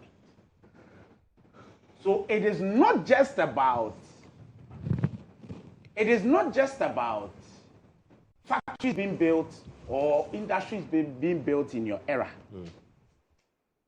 That justifies a promise you've given to the people. Look, tax rebates, tax holidays have been given to industries since whatever. Go and check our hands at Parliament. We always approve of this to help aid. But you see, all these were there. Take your time. And then, beyond all that, you promised the people of Ghana that every district is going to have a factory. This was the promise, except maybe I didn't hear you well. So you didn't say industrialization. You said one district, one factory. For 4 years that you were expecting Ghanaians to vote for you. We said, no problem. You take another 4 and give us the results. So we added 4 to you. So you had maximum 8 years to deal with one district, one factory. Why? One of the biggest companies in Ghana, where most of your people have been employed. When you were leaving power, you took so many people there. Ghana Gas. Who brought it? Was it under one district, one factory? But they are producing gas. Do you get the point I'm making? Look, a number of them, and I can tell you. The next topic or what? What is this? GHOne Footwear Division in Kumasi, dealing with footwear under President John Dramani Mahama. Commander Sugar Factory, Bupe Share Butter. Please hear me. I'm listening to you. Share Butter Company. All these things were there. And then we also had some industries which was partnership, which the ones I've mentioned are solely Ghanaian. And I'll come to the ones he mentioned. We also did some partnerships. We are supposed to be discussing tribunals. Honorable, stick to the discussion. I'm fine stick here. to the discussion. You know the Savannah Diamond Cement Factory? There was some partnership. You know the Ayensu Starch Factory? You know the Dede Apparel Ghana Limited? There were some. We did all this. A number of them. There is the Avnash Industries, which deals with oil, rice, and then all that. We've had all that under John Dramani. We didn't say one district, one factory. So let nobody come and deceive you in any shape or form and tell you that as for him, there was a factory which was dealing with ceramic. What happened? That factory is a Chinese factory. Let it be said. They belong to the Chinese who came and only benefited. That's a fact. From tax holidays. When they saw that they were failing, they couldn't produce or put those. Why? I know that. In my home, the tiles I fixed is from Sentu. Sentu is a Chinese. Maybe you don't know. But I'm saying that. Company. So what is wrong with that? What is wrong with that? I'm saying that those things have always happened in this country. It's not one district, one factory. Does it? What are you talking about? I mentioned something to you. What are you talking about? Allow me, please. It's always existed. I've mentioned to you industries and factories that are created in every era. But you said that you were going to do one district, one factory, which meant that you will have this. Look, John Dramani Mahama said, I'll bring big push. Big push is going to complement the normal government of Ghana, whatever we do. In my constituency, a lot of growth infrastructure being done. But it doesn't belong. It's not one of those big push projects. Do you understand? So he said that the normal one will proceed. But I'm bringing a special. That is what the Ghanaians understood your one district, one factory to me. That the normal one, which companies come, they enjoy some tax incentives and all that. It happens all the time. But you were putting across or putting together a policy to bring about one district to one factory to every district. This is what we understood. Don't come under you because I know the story may be better. It belongs to some Chinese who the only difference is that they enjoy tax holidays. And then you brought them, when you realize you were failing. Look, there is another factory, buying, which we enjoyed all this one. When they knew they were failing, I'm sure if he were to list those factories, he would add that one. They went to put one district, one factory there. When you are going to Pukwas, you saw it. That one district, that's what they were doing. That certainly is not the promise you gave to the people. Right. I thought you would take some seconds and deal with the dams and tell us where the dams are. He should tell us where the dams are. You don't direct. Thank you. So fine. So one more minute. So for me, yes. You see, when you fail and you admit that you failed, please allow the one who is in charge now some space to deal with your mess. 8 years can never be compared with 1.5. But you see, we appreciate that you admit that you failed. And so the prayer is that we have to clear the mess early. Really? Nobody pointed a gun to the president to say he would deal with. You couldn't answer. Check Google. The president said within 18 months. The 18 months ended when he was in power. It didn't end with John Dramani Mahama. Right. It ended when he was in power. Right. How many of the Agenda 111 hospital, at least John Dramani Mahama promised E-blocks within 4 years.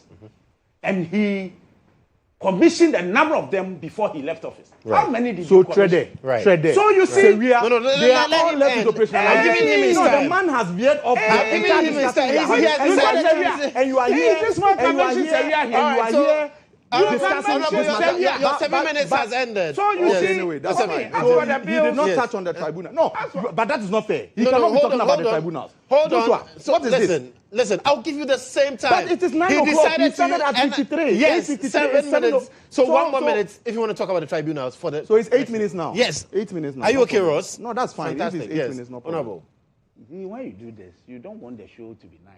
How? They gave us 7 minutes. Ross, you have exceeded your time. Ross, hold on. It's his time. You can do worse. Yes. Okay. So Honorable, you please. You are quickly. honorable member of parliament. You can't do worse.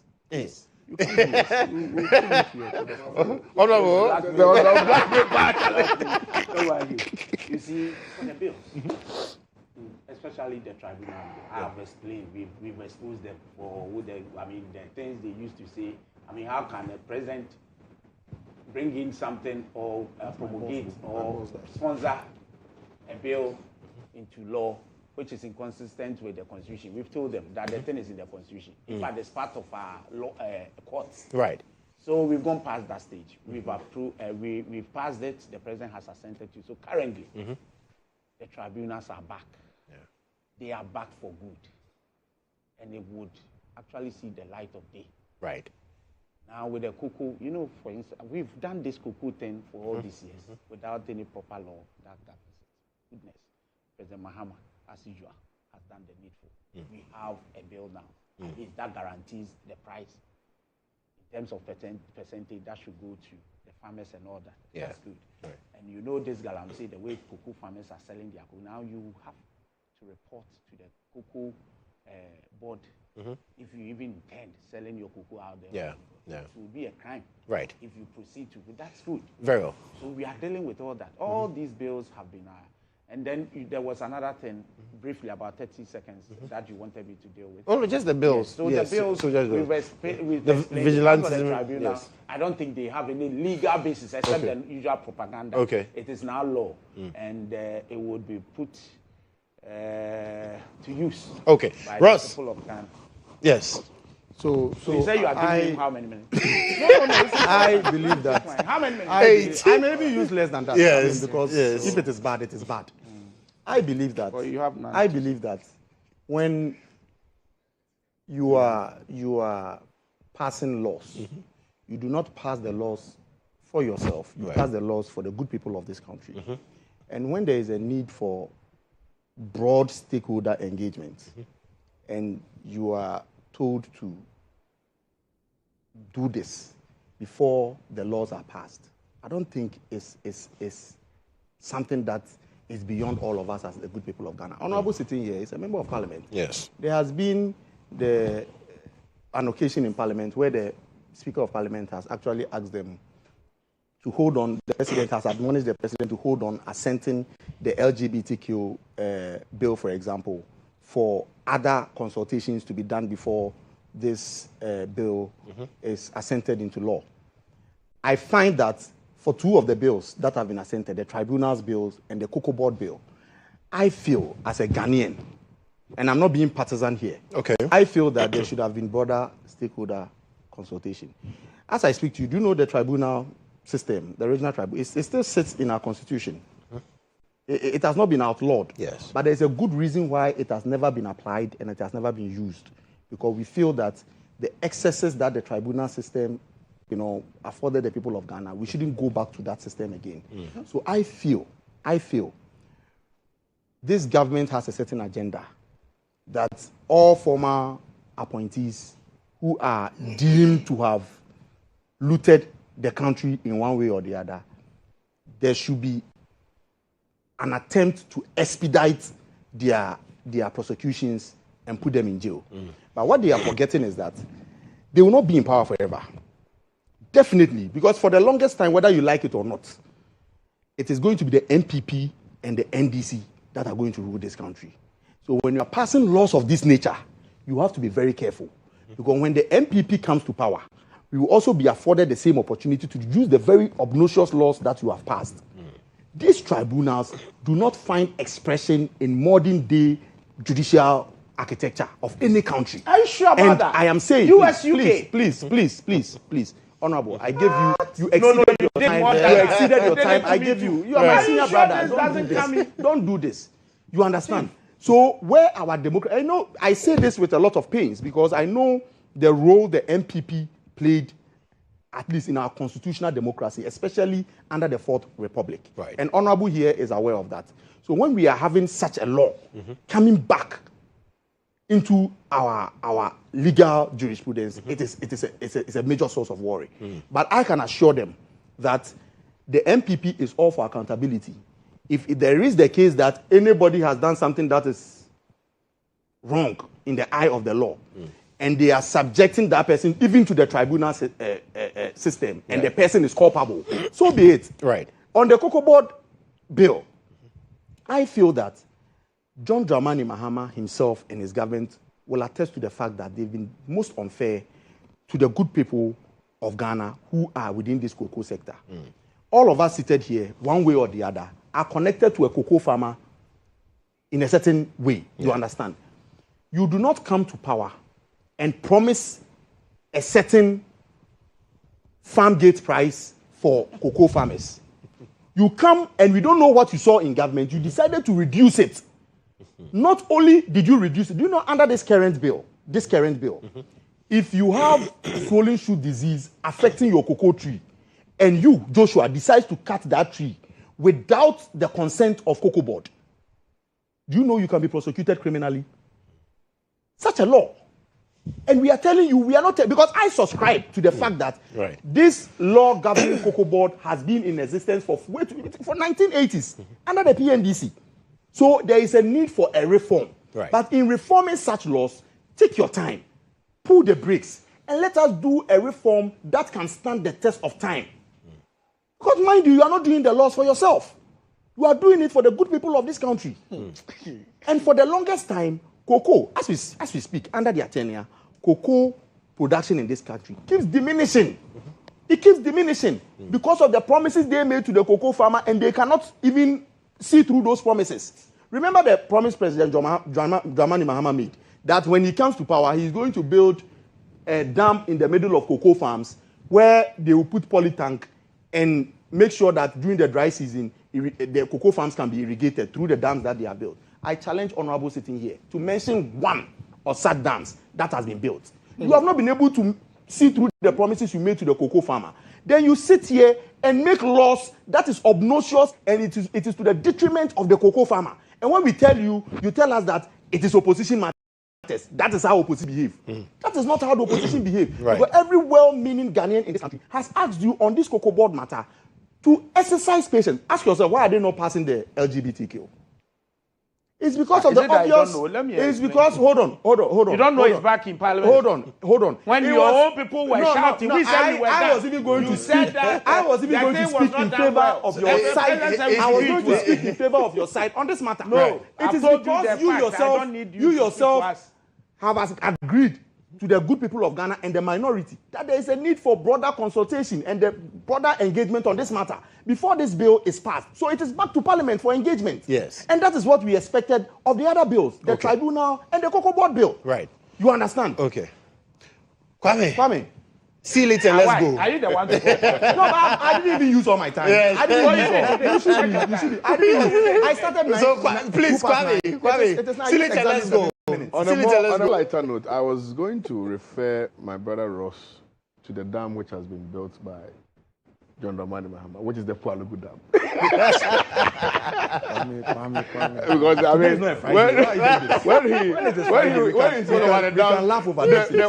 the one thing that came to mind was the Pualugu Dam. You know, he can't mention it. I challenge him. Ask for that. No, I'm saying we are talking about cocoa issues. You are talking about Kwame, you have your time. We need to go. We need to go quickly. No, it wasn't not funny. When you heard him speak about dams, I'm sure you were laughing in your head like, but you said Pualugu Dam, one village, one dam. No. We are talking about the dams in the middle of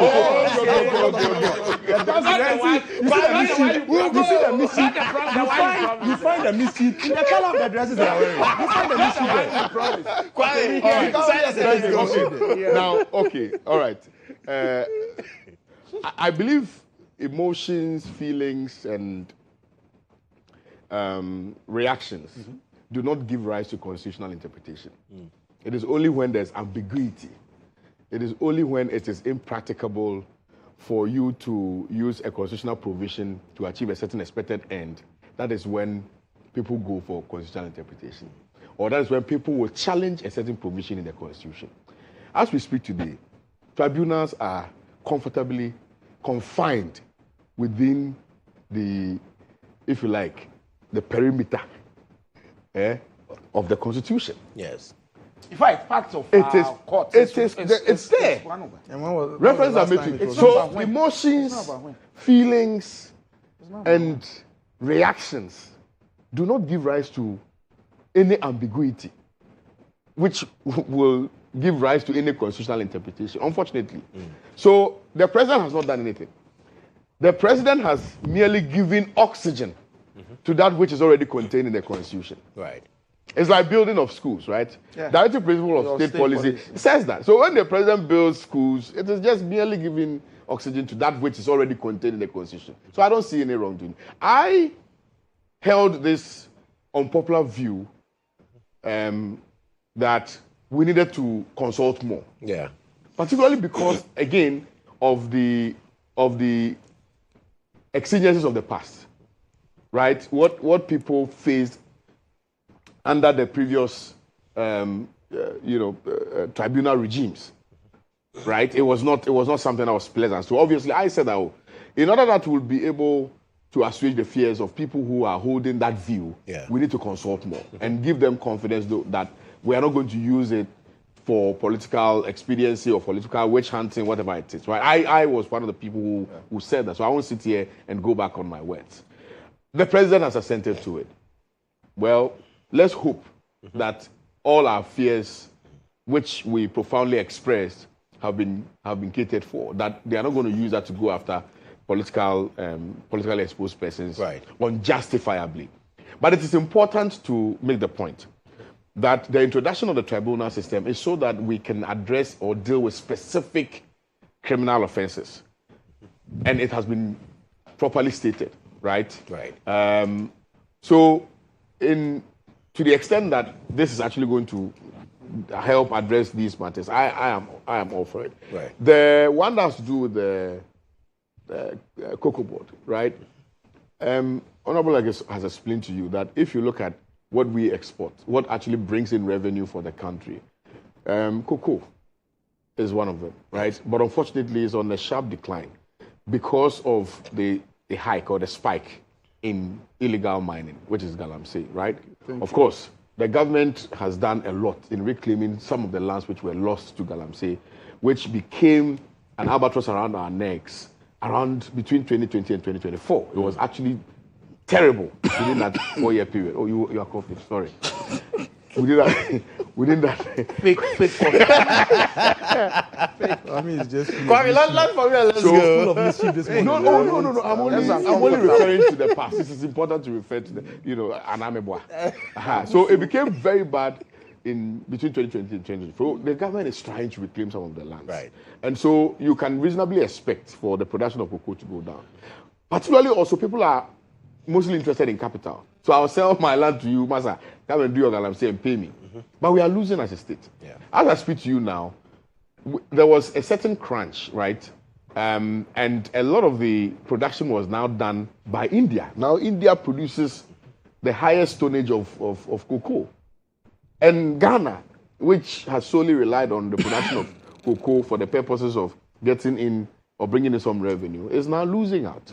So how else can we prevent people from deliberately selling off their cocoa farms to illegal miners than to have strict and stringent laws, which will help curb that menacing development of selling. So I was hoping you would make comments on the cutting down of cocoa trees that are affected by. Yeah, maybe that will be too extreme. But of course, if you have evidence of your cocoa farm having been attacked by some of these, I think you can take pictures or whatever it is, and then that will support. That will support. The reality. No, Thank you. Honorable. Thank you, gentlemen. Thank you. This is a very important. Ross, we are done. Ross, we are done. Oh. My time is up. My time is up. He's indulging me. No, you said we're indulging. We are Yes, we are done for the show. No, We are done. hold on. So, gentlemen, thank you so much for This is coming. very important. Ross, what is Just important? 1 minute. Ross, what's that? I'm on Honorable, TV. we live I'm in on a TV. country I'm on where TV. Yeah. you even trigger an RTI, and the law says within 14 days there must be a response, and you trigger it, and you are not even getting the response. If a farmer complains of this swollen shoot disease affecting a number of trees on his cocoa farm, and he makes the appropriate complaint. Have you read the memorandum? No. Have you read the Honorable. Let's Yes, but gentlemen, please. Then I think we'll have another time. Unfortunately, I'm done. So, gentlemen, thank you so much. Thank you so much. Ross, and of course, Bernard Bediakon, Beidou, and the man himself, KOD, also joining us this morning. But Cooking Like Mom Show is a culinary show, first of its kind by GHOne Television, celebrating family culture and young talent. So join us for splendid meals prepared by young talented kids with their mothers. And it's on GHOne Television every Sunday at 7 p.m. The show is proudly sponsored by Sultana, Onga, MTN Flora, Arrow Salt, and Bigo. Cooking Like Mom, taste of home. Thank you so much, gentlemen, for coming. We'll take a break. When we come back, we've got more for you.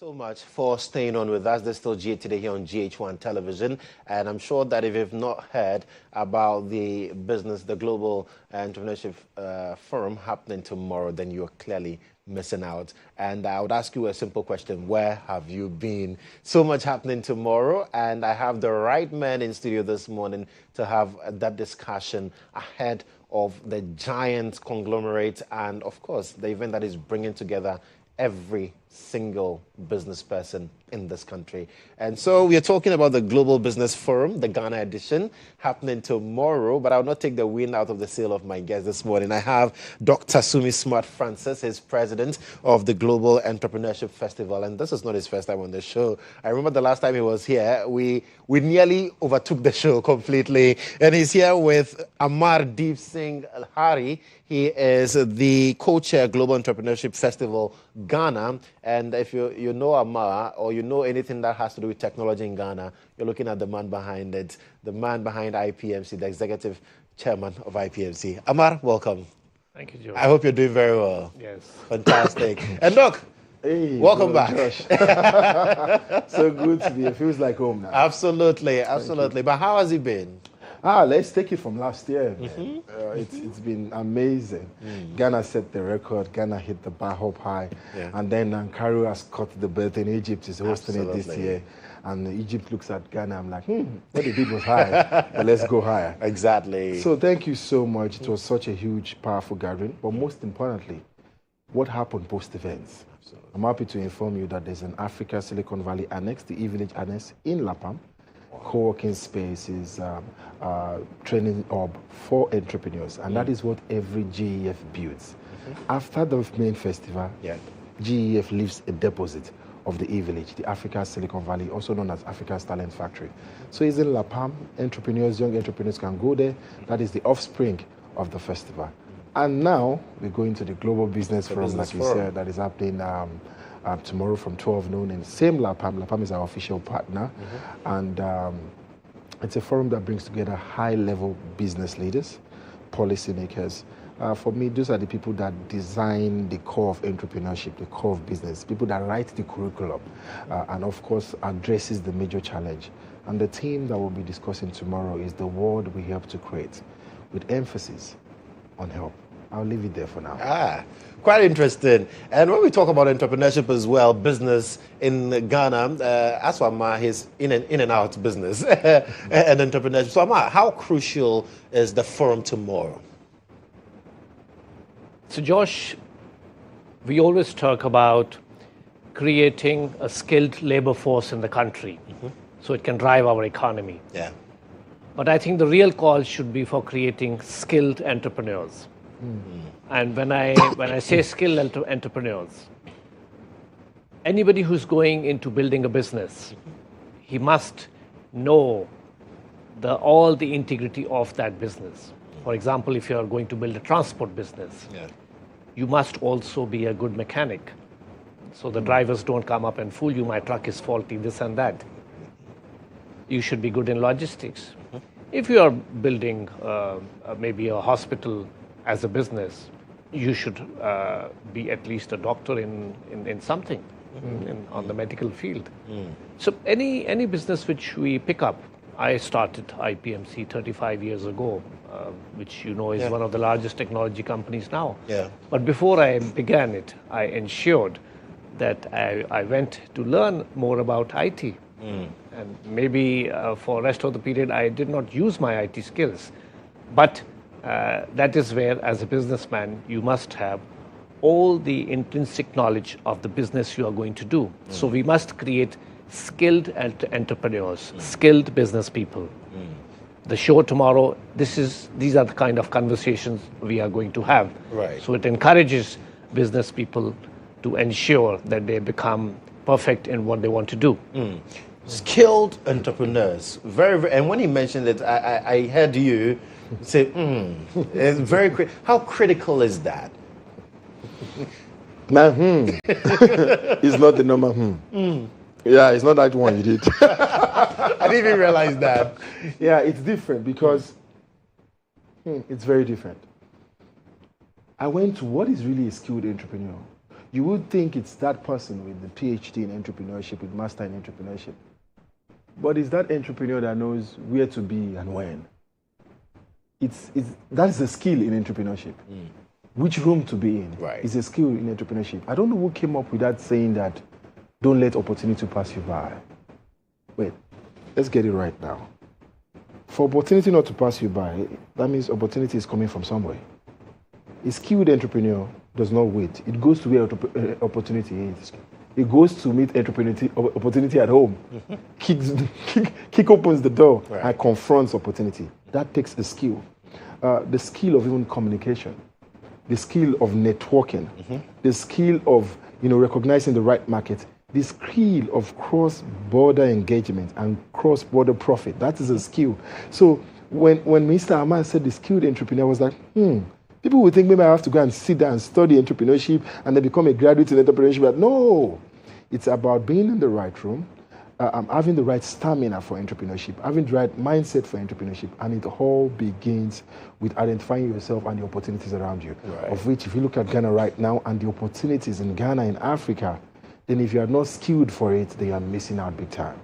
Very crucial. And Amma, as co-chair of GEF in Ghana, what would you say is the outlook of Ghanaian businessmen and women when it comes to approaching global recognition or getting there? There are certain challenges, not only as Ghana, but as Africa, we face. Africa is the land of the biggest opportunity, and all of us, we agree upon that. I will give you a simple example. My one leg is in India, one leg is in Ghana. So whenever I'm traveling to India, my friends and families there, have you brought the Ghanaian peanuts? Have you brought the cocoa powder? Have you brought the sweet pineapple from there? And every time I have to carry these things in my bag. Why can't we process peanuts for export or convert them into peanut butter, which is healthy for everybody? The cocoa powder, why don't we increase the export and increase the markets? Markets such as in the East, India, China, everywhere. These are the largest markets. Can we produce at such a large scale the cocoa powder, the cocoa which we have, convert it into cocoa powder and start exporting it to those countries? Looking at a simple fruit like coconut, every single part of coconut can be transformed into something else. Have we put up such factories? Are we going deep into manufacturing? It's the manufacturing capacity, which Africa and Ghana requires. And Ghana is one country which has the potential to lead into manufacturing. And this is what, as Ghanaians, we must realize, we must understand, and we start acting on it. Tomorrow at the show, at the Global Business Forum, we are going to talk more about such things. Interesting. And the apostle of entrepreneurship, who are we expecting in that room tomorrow? Because you keep talking about access, being at the right place at the right time. Who are we expecting tomorrow? Thank you very much. But I also want to thank you, Mr. Amma, for pointing out sweet pineapples. I've been wondering, your pineapples are so sweet. And I realized that I was not the only one that noticed that. So now that I know, I want to thank you for that. Tomorrow.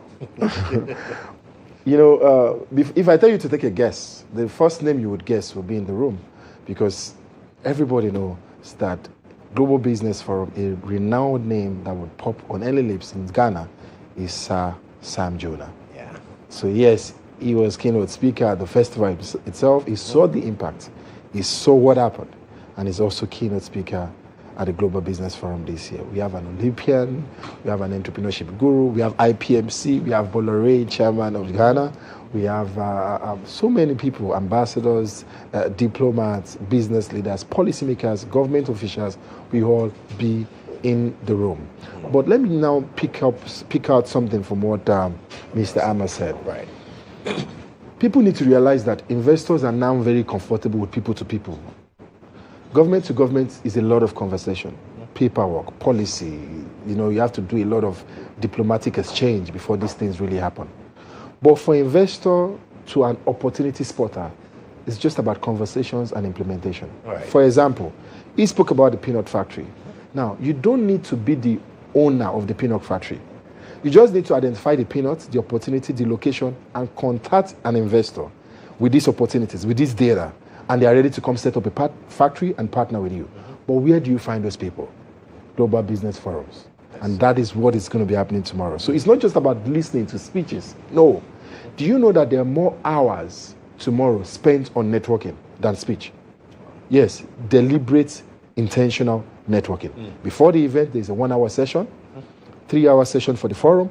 After the event, there's another 3 hours. That makes it 4 hours. 4 hours of networking. Now, if you're 4 hours and you're with the right people in the room, and something is not happening right with you, then check yourself. You can't blame the room. You can't blame yourself. Yeah. Right. And Amar, because you are into the technology space as well, largely, how crucial is that to scaling up businesses? Well, technology helps you to grow faster. Gone are the days that only multinationals could have their processes very much streamlined. But today, even for small, medium businesses, it is very much possible to get a similar efficiency in your business processes through automation. And this can help you scale up faster. Right. We have many Ghanaian businesses who have scaled up in large, huge numbers in the past many years. And many local born Ghanaian businesses have been able not only to spread all over Ghana, but in neighboring countries through automation, by ensuring that you have good business software which is managing your business. You have good IT skilled workforce, and you have good IT data centers. And you know that IPMC is into all these businesses. Exactly.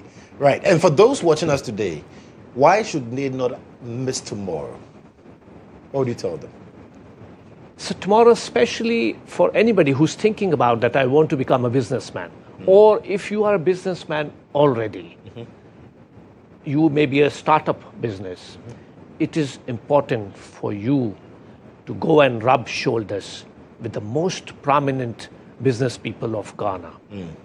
They say, if you want to be a tiger, then start playing with the tigers. You need to be into that right company. Right. You need to be into that environment where everybody around you is a businessman, is an entrepreneur. And that is where your subconscious, your mind gets trained. Yes, this is what I want to do in my life. I want to do only entrepreneurship, only business, no more working for someone, but I will create my own business empire, which will help create so many jobs. I'll give the final word to Dr. Smart. Doc. Thank you for the privilege of the final words. But let me speak to the top business leaders, or perhaps to every CEO and entrepreneurs out there. There are some deals you have to close by yourself. No marketing expert can ever close it for you. I repeat, none. And no marketing budget on Facebook, on Instagram can do it. Why? Because even those clientele are not even on those platforms. They're not there. Yeah. They are closed in forums. So the investment, thank God this is even a free event, but it's strictly by invitation. So you cannot even enter the room without qualifying to be in the room. But there are some events that investment for your flight ticket to get there, to some countries you need to go, is far better than investing even on your marketing space, because you are there as a person to connect with the right people. So I'm inviting those people to visit globalentrepreneurshipfestival.com/forum ASAP, because I think RSVP closes in a few hours. globalentrepreneurshipfestival.com/forum. Be in the room and close these deals, these major deals that you know it's left for you to do all by yourself. So tomorrow at noon at La Palme, that's right. The Global Business Forum, that's where every single businessman or woman worth his or her salt will be. So if you are a business person, or like Amar said, you are a startup, you want to play with the tigers. To be a tiger, you need to play the tigers. That is not going to leave me anytime soon. The world doesn't so the leave tigers would be at La Palme at noon tomorrow. tomorrow and can afford to miss, but it's strictly by invitation. So it's a class of people meeting carefully selected to be in that room, and that's why you need to register at globalentrepreneurshipfestival.com/forum to also get an invite to this exclusive gathering of top business minds. Gentlemen, I can't wait for tomorrow, and I just can't wait to see you both and also hear from our keynote speaker, Sir Samuel Esong Jonah. Sam Jonah, people call him. You can't afford to miss it. And so tomorrow we are all gathering there. Make sure that you get your invite ASAP. Don't come later and come and say, Kodjo, I forgot. No. When it's closest, it closes. Gentlemen, we'll see you. Do have a wonderful day as well. So that's Dr. Sumi Smart Francis. He is the president of the Global Entrepreneurship Festival. And of course, Amar Deep Singh Hari, who is executive chairman for IPMC and the co-chair for the GEF Ghana chapter. So gentlemen, tomorrow I cannot wait. We'll take a breather. When we come back, we'll be talking about another group of entrepreneurs, but they like cars, like how I love my vehicles. We'll be right back.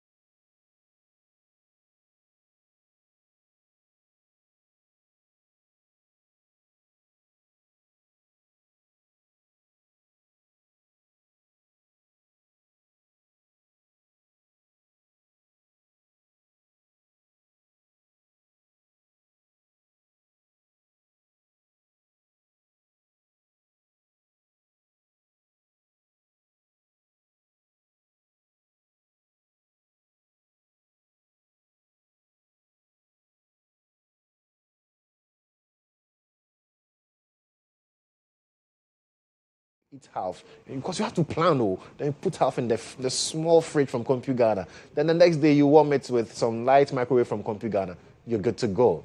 Season Asetiamao. So CompuGhana back to school season. New school, new level. Just call 0302-752-000 or 0243-143-143. Charlie, level up. CompuGhana, passion for technology. So my next conversation is centering on vehicles, like I said, and EBA Motors. I mean, I don't know why I can't even forget the location. There's somewhere around about behind the goal zone is still there, and there's a reason why I can't forget, because the last time I passed by the place, the kind of vehicles I saw there, OMG. Well, we have the brand ambassador for EBA Motors, cute Rosie. She's here with the man who is the general manager for EBA Motors, Ebenezer Baidu. Gentleman and lady, welcome. Thank you. Rosie. Joshua. Hey. Matthew. We are not trying for you. You just sport there. I beg you. I beg you. There. But I hope you're doing very well. Very. I've been seeing your videos where you are climbing from the back of Toyota Tundra. I said, hey, Rosie, when did you buy a Tundra? I thought we were friends. So all thanks to EBA Motors. Hey. Come get your best deals. I know, right? I'll be waiting for you. Fantastic. But Evan, welcome to the show, my brother. Thank you. I hope you're doing very well. I'm very fine. Yeah. So talk to me about EBA Motors for those who are hearing of it for the first time. Talk to me about it. So EBA Motors, we actually deal in the sales of quality and affordable cars. Any car that you want, from sedan, SUV, and even trucks, we have it available. Any cars that you want, you come, we'll give you the car that you want. And Rosie, why should people choose EBA Motors, really? Because we are the best in the game. And when you buy from EBA Motors, you are not just buying. We are in your life forever. Because immediately you buy from us, your family. We help you maintain your car. We are there for you 24/7. And our cars are very affordable, with as low as 1.6. Can it is 1.6 billion? 160K pay. 160,000. Thank you. I can get the car to drive. Thank you. Are you sure it's not a Lacha car? What? We do in luxury. Right. Luxury. So she talks about luxury. What are some of the brands that you have at EBA Motors? Mercedes-Benz, you have the Honda, you have the Toyota, the general Toyota everybody knows. And also we have the, how do you call it? We have Range, we have Lexus. Hey, so you have from size 1 all the way to... Thank you. Wow. If you visit our garage and the car you are looking for isn't there, we can help you ship it. Wow. Yes. Wow. Yes. Now let's talk about the real deal, because when it comes to vehicles, there are a lot of fears for people, and it has to do with the money. When they hear the amount, hey, where am I going to raise this amount to be able to buy a car? So some people have declared themselves that they would never drive in their life because they can't afford cars. Now, EBA Motors, Rosie talks about the fact that your vehicles are particularly very affordable, even though you are offering quality and luxury, it's still affordable. And now you have a vehicle financing plan. Talk to me about it. Do you want me to take it? So Rosie, take it. Okay. So with the vehicle financing, it's basically meant installment. You can now buy your vehicles from EBA Motors and pay bit by bit. Oh, stop that. I swear.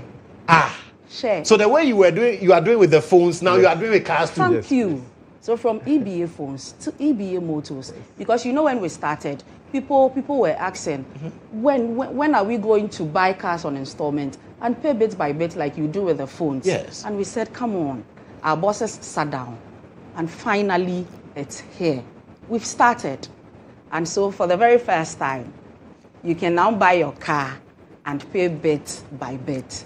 Baby, I just say EBA Motors. No, I've not heard it before. Because yeah. People now, you are giving cars out. So, okay, talk to me. Walk me through the process. If I walk to EBA Motors today and I say I need a new car, Rosie, what do I need to do? Immediately you tell us the car you want. You pay 30% or more. Okay. 30% of the car you've chosen. You've chosen, and we'll bet you have 30%. Then you have 12 to 24 months. To pay, a whole 1 year and 2 years. Yes. To pay the remainder. If possible, 5 years. Yeah. Why people should stop This that? is free, Apple. Yes. So you pay monthly. Okay. Bit by bit. But there are some things we require from you first. Very important. Aside the 30% or more, you show us proof of your bank statement. Okay. Meaning, if you are not saving with any other bank, you are not qualified. Yeah, right. You need to save with a bank, then you can walk to us. Aside that, you need to have a stable job or business. These are the 3 things we require from you. Just nothing more. You don't require the collateral. No. That I should bring my land title documents. No, I should go and call my pastor and some bishops come and certify for me. Just walk in. Then someone run about behind the filling station. That's all. Wow. And so all you require is to make a deposit of 30% or more. Or more. Depending on your pocket. And then it's spread for you. Thank you. 1 or 2 years. Thank you. And then you need to provide your bank statement. And then a stable proof job. of a stable job. Stable job or business. Then I get a car. That's all. You people are asked. I swear. Can I close the show now and follow them? Because I really need to get a new car. So maybe it's time to go to EBA Motors. So talk to me about after servicing. Do you do after servicing as well? Yes, please. We also sell spare parts. Oh. Yes, please. So it's not just the car? No, we deal in spare parts as well. Like Rosie said, when you sell a car to me, you are in my life. Yes. Whatever happens, you're there. Thank you. 247. We there for you. Okay, so before we wrap up, I mean, Eben, for you, what would be your word to people out there who, like me, need to get a car, but then, Wally, So like we are saying, just bring your 30% down payment, your proof of a stable job, and your bank statement. That's all. You can get a car from EBA Motors. Wow. Rosie. Let me give them the number. Please, quickly. Please do call us on 0206 724 872. 0206 724 872. Or you can just go to Dansoma Roundabout behind the well. They are there on your right. No, you see it there.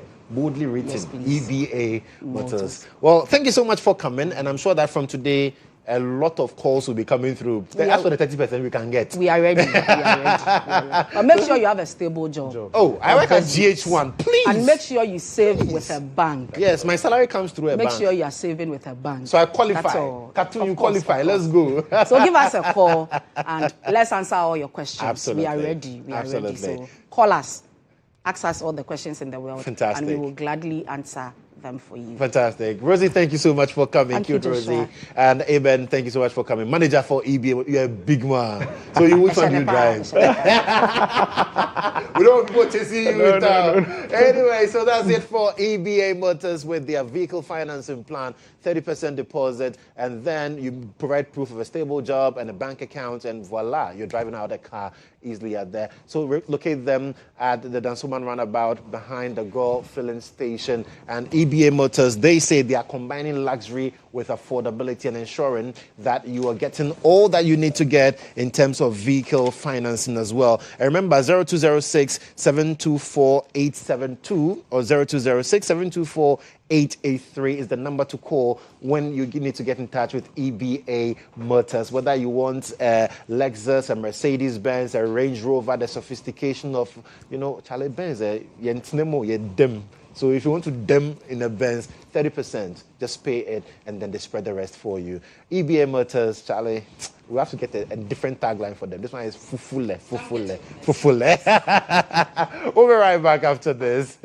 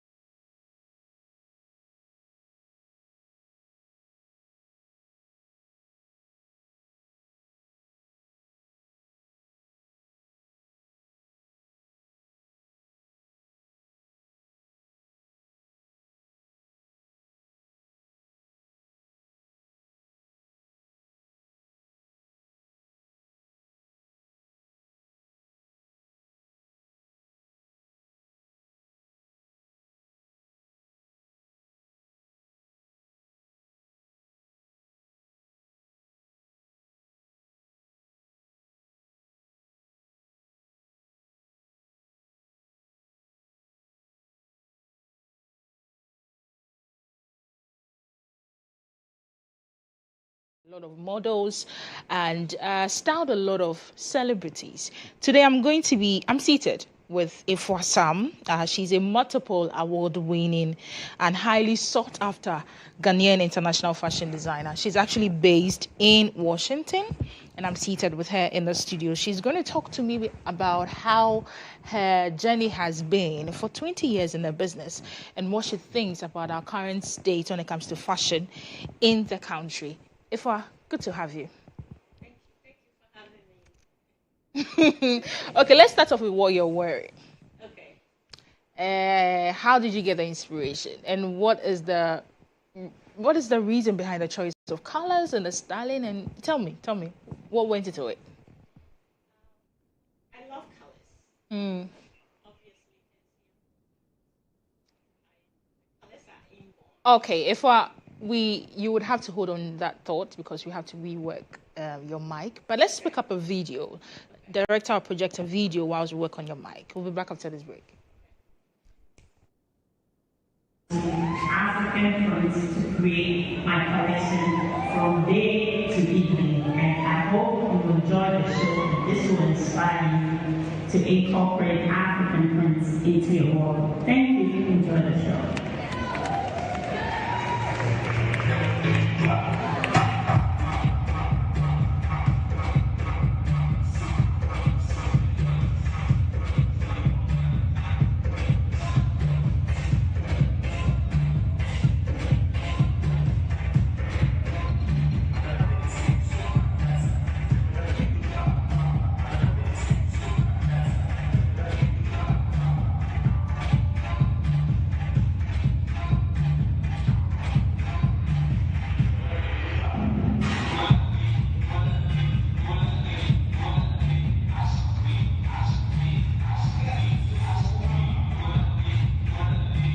We apologize for that hitch, but the video that just played, before Ifwa talks to me about what really went into her decision to make this dress she's wearing, let's talk about the video we just played.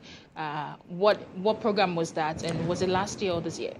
It was last year, 2025, September 2025. Okay. The show is called the Baltimore Met Gala. Is one of the biggest events in the metropolitan area. And I have been on that event for the past 3 years. Every year I get to showcase. And it's mostly they do it by theme based, just like the New York Met Gala. And so the designers are chosen. You can't just get on it. They have to select you to be part of it. And they give you the theme, and you have to come up with all the inspiration, the fabric choice, the makeup, the hair, everything. So that's how fun it is to do it. So this year, I'm sure they would have one. Yes, this year they're having one. The theme is mahogany. They are celebrating Diana Ross. And you're on? I couldn't do it because I'm here. Oh, yeah. Because anyway. of the date, it's this Saturday coming. So I told them I'm traveling, so I won't be able to do it. Okay. Talk to me about what went into what you're wearing today. This is a type of jacket I call it a reversible jacket. The inside is this color, and the outside is pink. And you can actually turn it around and wear it on the other side. Yeah. That nobody will know that it's the same jacket. Okay. And I do that because I love sustainability. You know, we always have to be able to use one clothing different times, because now I think fashion is heading into sustainability, and that's why I always have, utilized my fabric like that. Let's start off with how you started. 20 years. That is not a joke.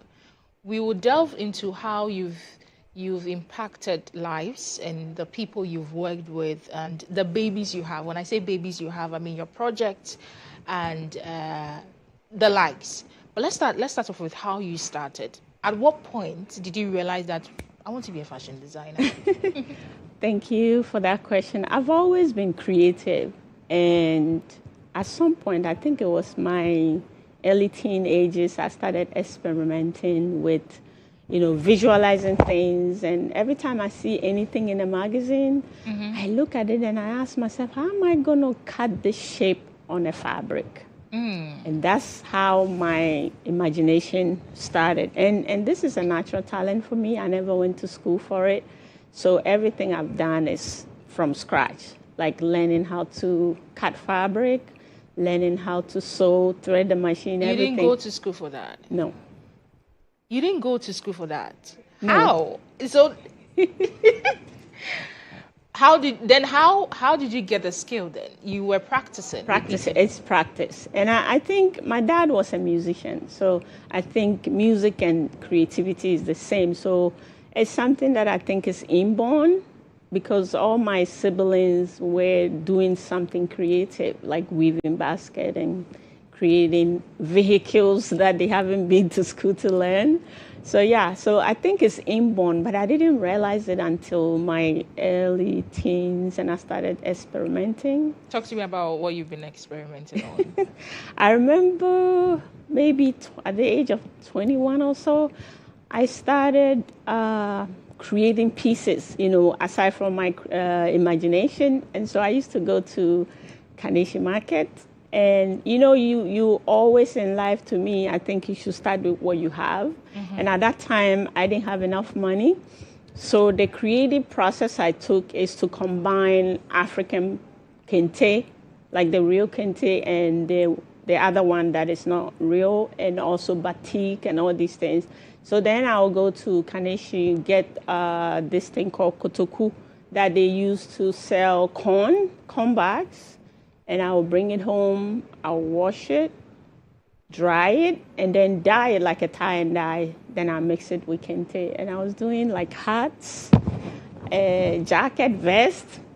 And I was doing hats that you put like braids at the back that when you wear it, it looked like you have like a rasta on or something. Yeah, those were the things I was doing. And I do bags. I started doing... With the sacks? Sacks. Mixed with kente and batik, a fabric. Okay. Yeah, and I often create something that is already not at the art center. So people were fascinated. I remember one time I was walking in Kaneshi Market and somebody was tapping me at my back. I didn't know this person. I had this backpack that I made with kente and jute, kotoku.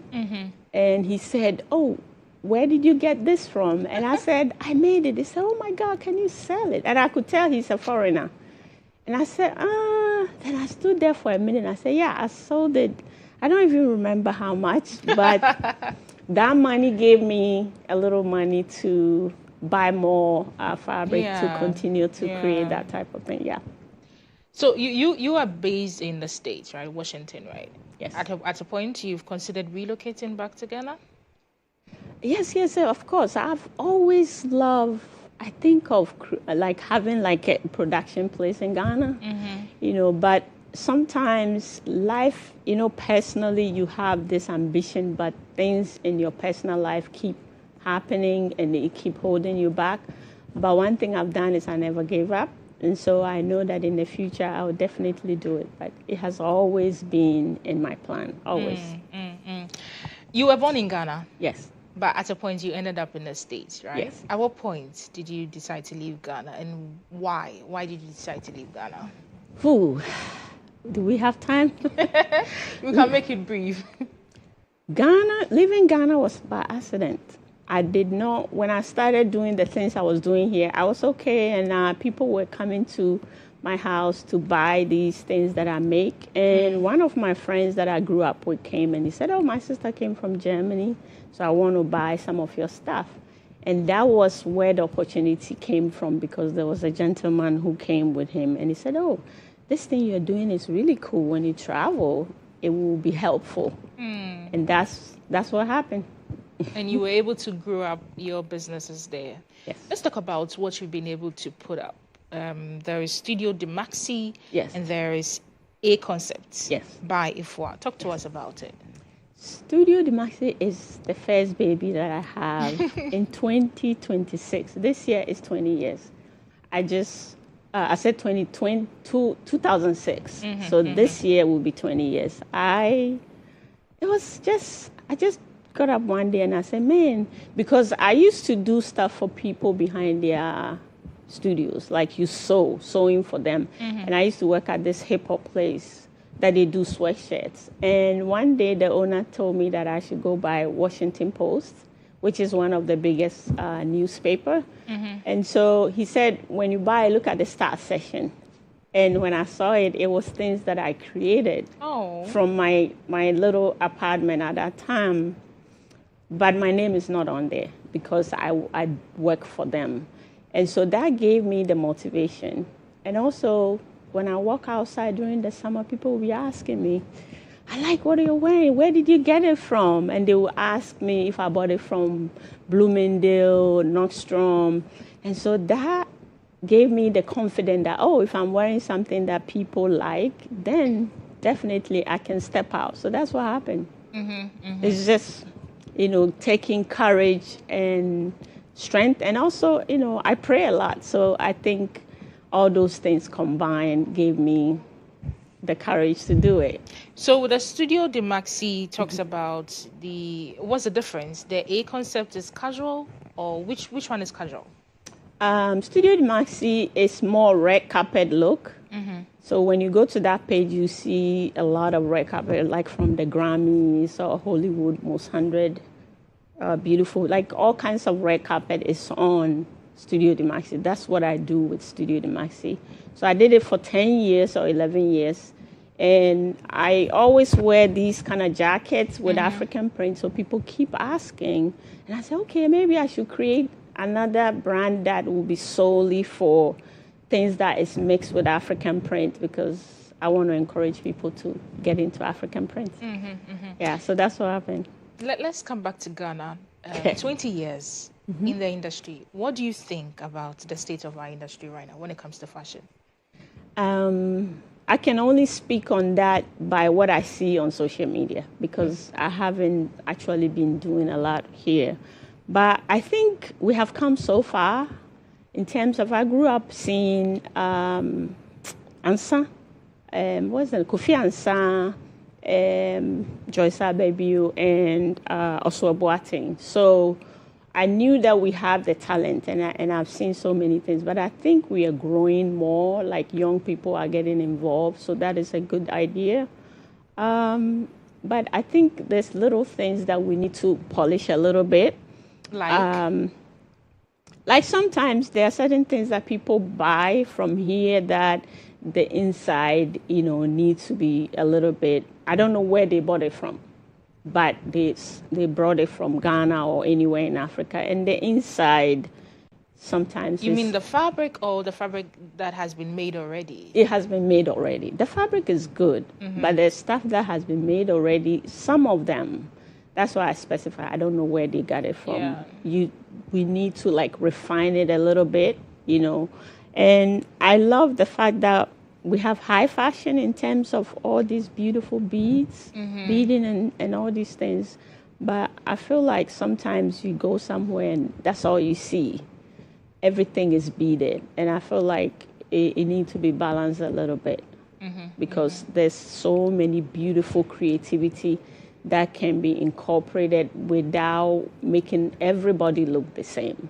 So that is what I would say about that. But we're doing very well. I am proud of what I see, and to even come from a continent that does stuff like that is very, very something to be proud of. It's difficult to see Ghanaian fashion designers penetrate the international market. I mean, you have the opportunity to work with international brands.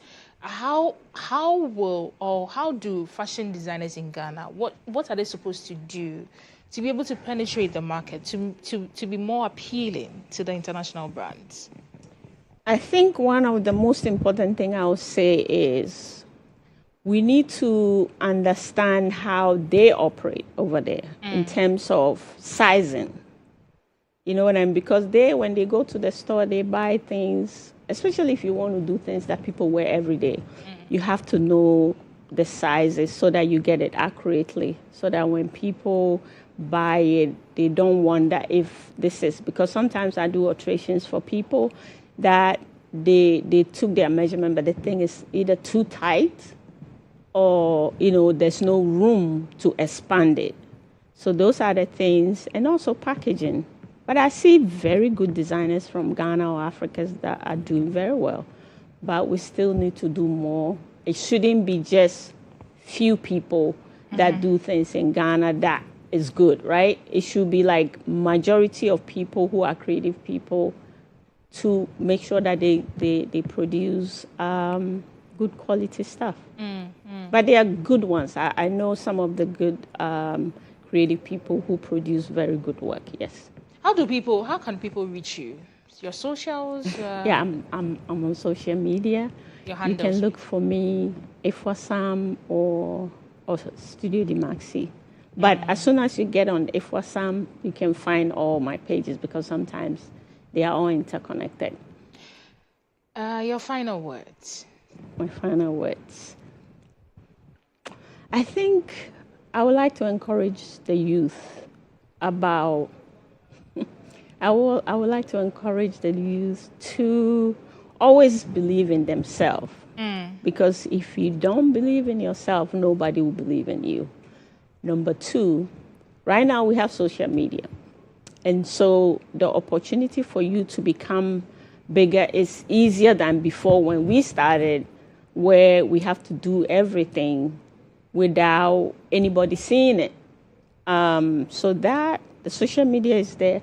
But make sure that whatever you do, you are authentic. And don't always think about money. That's one thing I realize about. It's like people always think that, oh, pay me, give me money. But there are certain things that you will not be paid, but it will take you to the next step.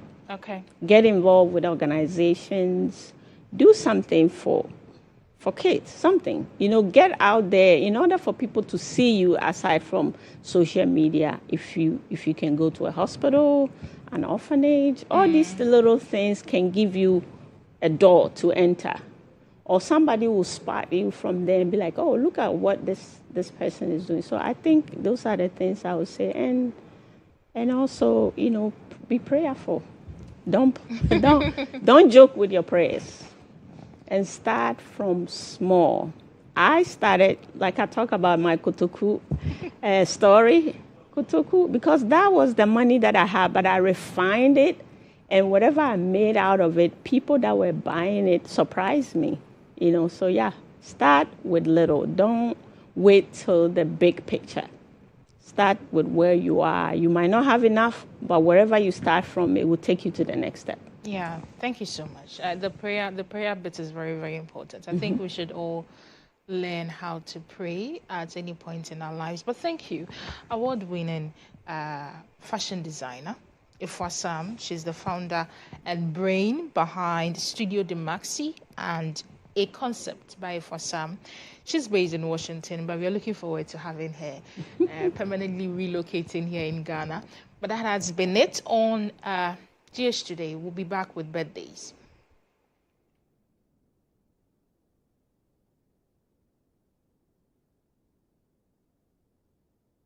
Now, God bless your new age with good health and prosperity. May the favor and goodness of the Lord be your portion. This is from your big sister, Emilia Amano. Wishing our boy, Fidel Sesinam Ade, a blissful birthday. May your new age be filled with good health, happiness, wisdom, and above all, the love of God. May He guide your steps throughout all the days of your life. With all our love and best wishes. This is from your parents. Happy birthday, Fidel. Happy glorious birthday to you, Samuel. On this special day, we pray for God's uncommon favor, grace, and love upon your life. May this new chapter bring you greater joy, good health, success, and countless blessings. This is from your wife, Mrs. Laye, the children, and the entire family. Happy birthday to you. We wish you a truly blessed and memorable birthday. Happy birthday to you, Gloria. Wishing you a birthday, a beautiful day filled with joy, hope. Oh, there's no hope, but love and laughter. May your leadership continue to inspire, and may the year ahead bring you greater success, good health, and countless blessings. Cheers to you. And that is from CEO of Globek Enterprise. From your crush. Oh, okay. You are the CEO of Globek Enterprise, and this is from your crush, Samuel Fifi McCarthy. Happy birthday to you on this special day. May God increase his abundant blessings in your life. Long life, good health, prosperity, unmerited favor, among others. You are an amazing human being who cares about the well-being of anyone you come across. Those who wish you downfall shall be victims of their own evil plans. Enjoy this memorable day. This is from Elvis Darko. Happy birthday to you, darling. Happy birthday to you, Samuel Kofi Mensah. On this special day, we pray that God grants you long life, good health, prosperity, and his unending favor. You are a remarkable person and a blessing to all who know you. As you turn 50 today, may your new age be filled with joy and even greater achievement. Enjoy your day, from Elvis Darko and the GIJ 2004 year group.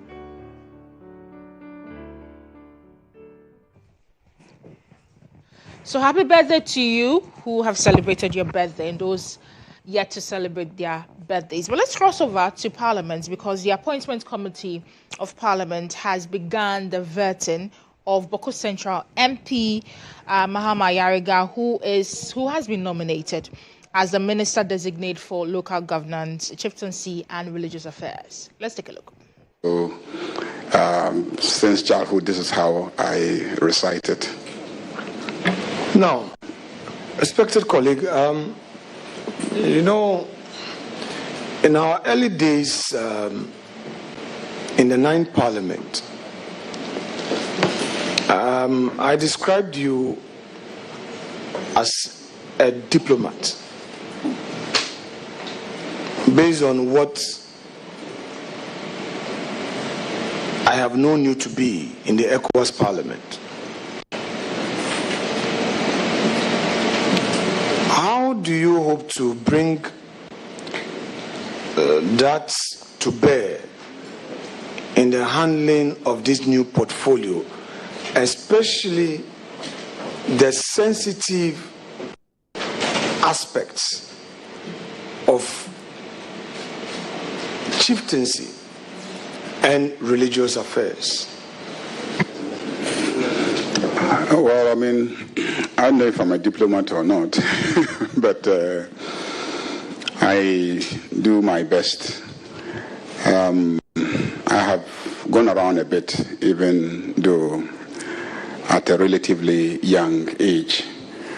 And so I have seen a lot of things.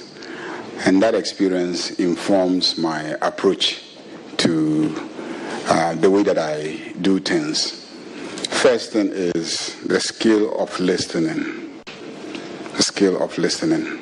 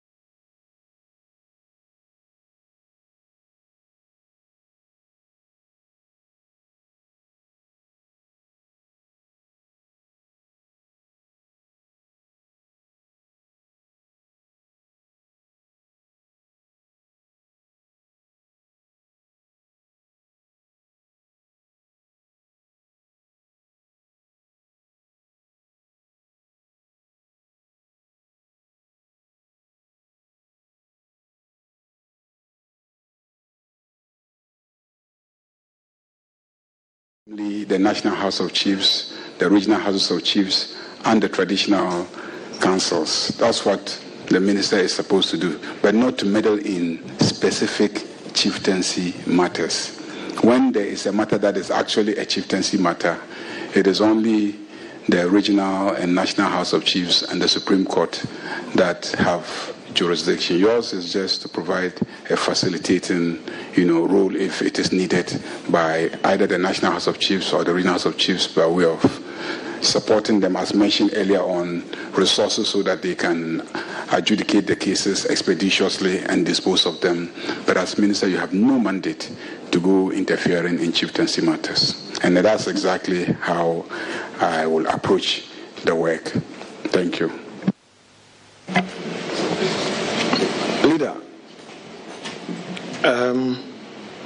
I have with me a petition dated the 15th of August 2026 from the Mamprogu Traditional Council with reference number MTC/P27/52/442. I received it at 10:41 a.m. on the 20th of August 2026. In this petition, the petitioners contend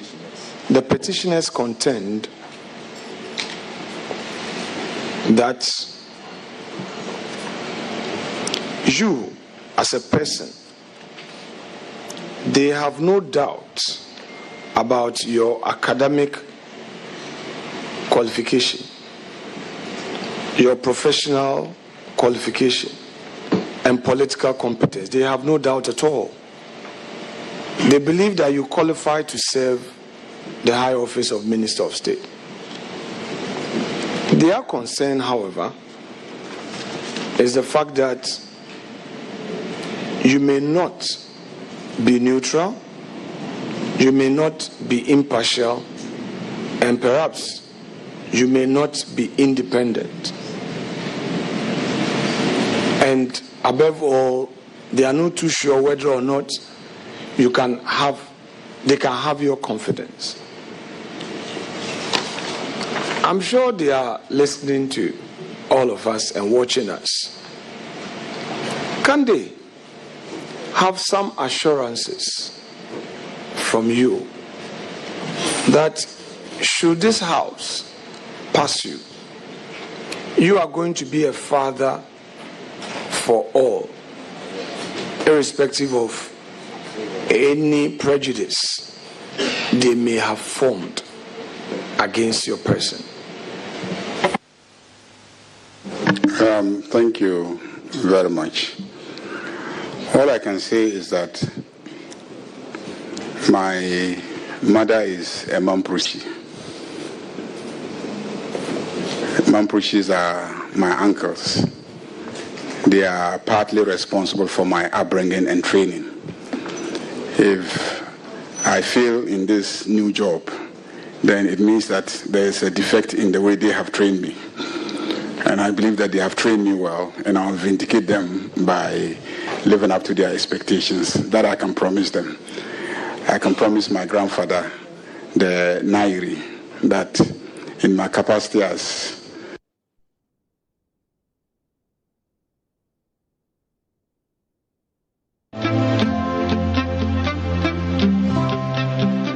I will definitely live up to his expectations. Thank you.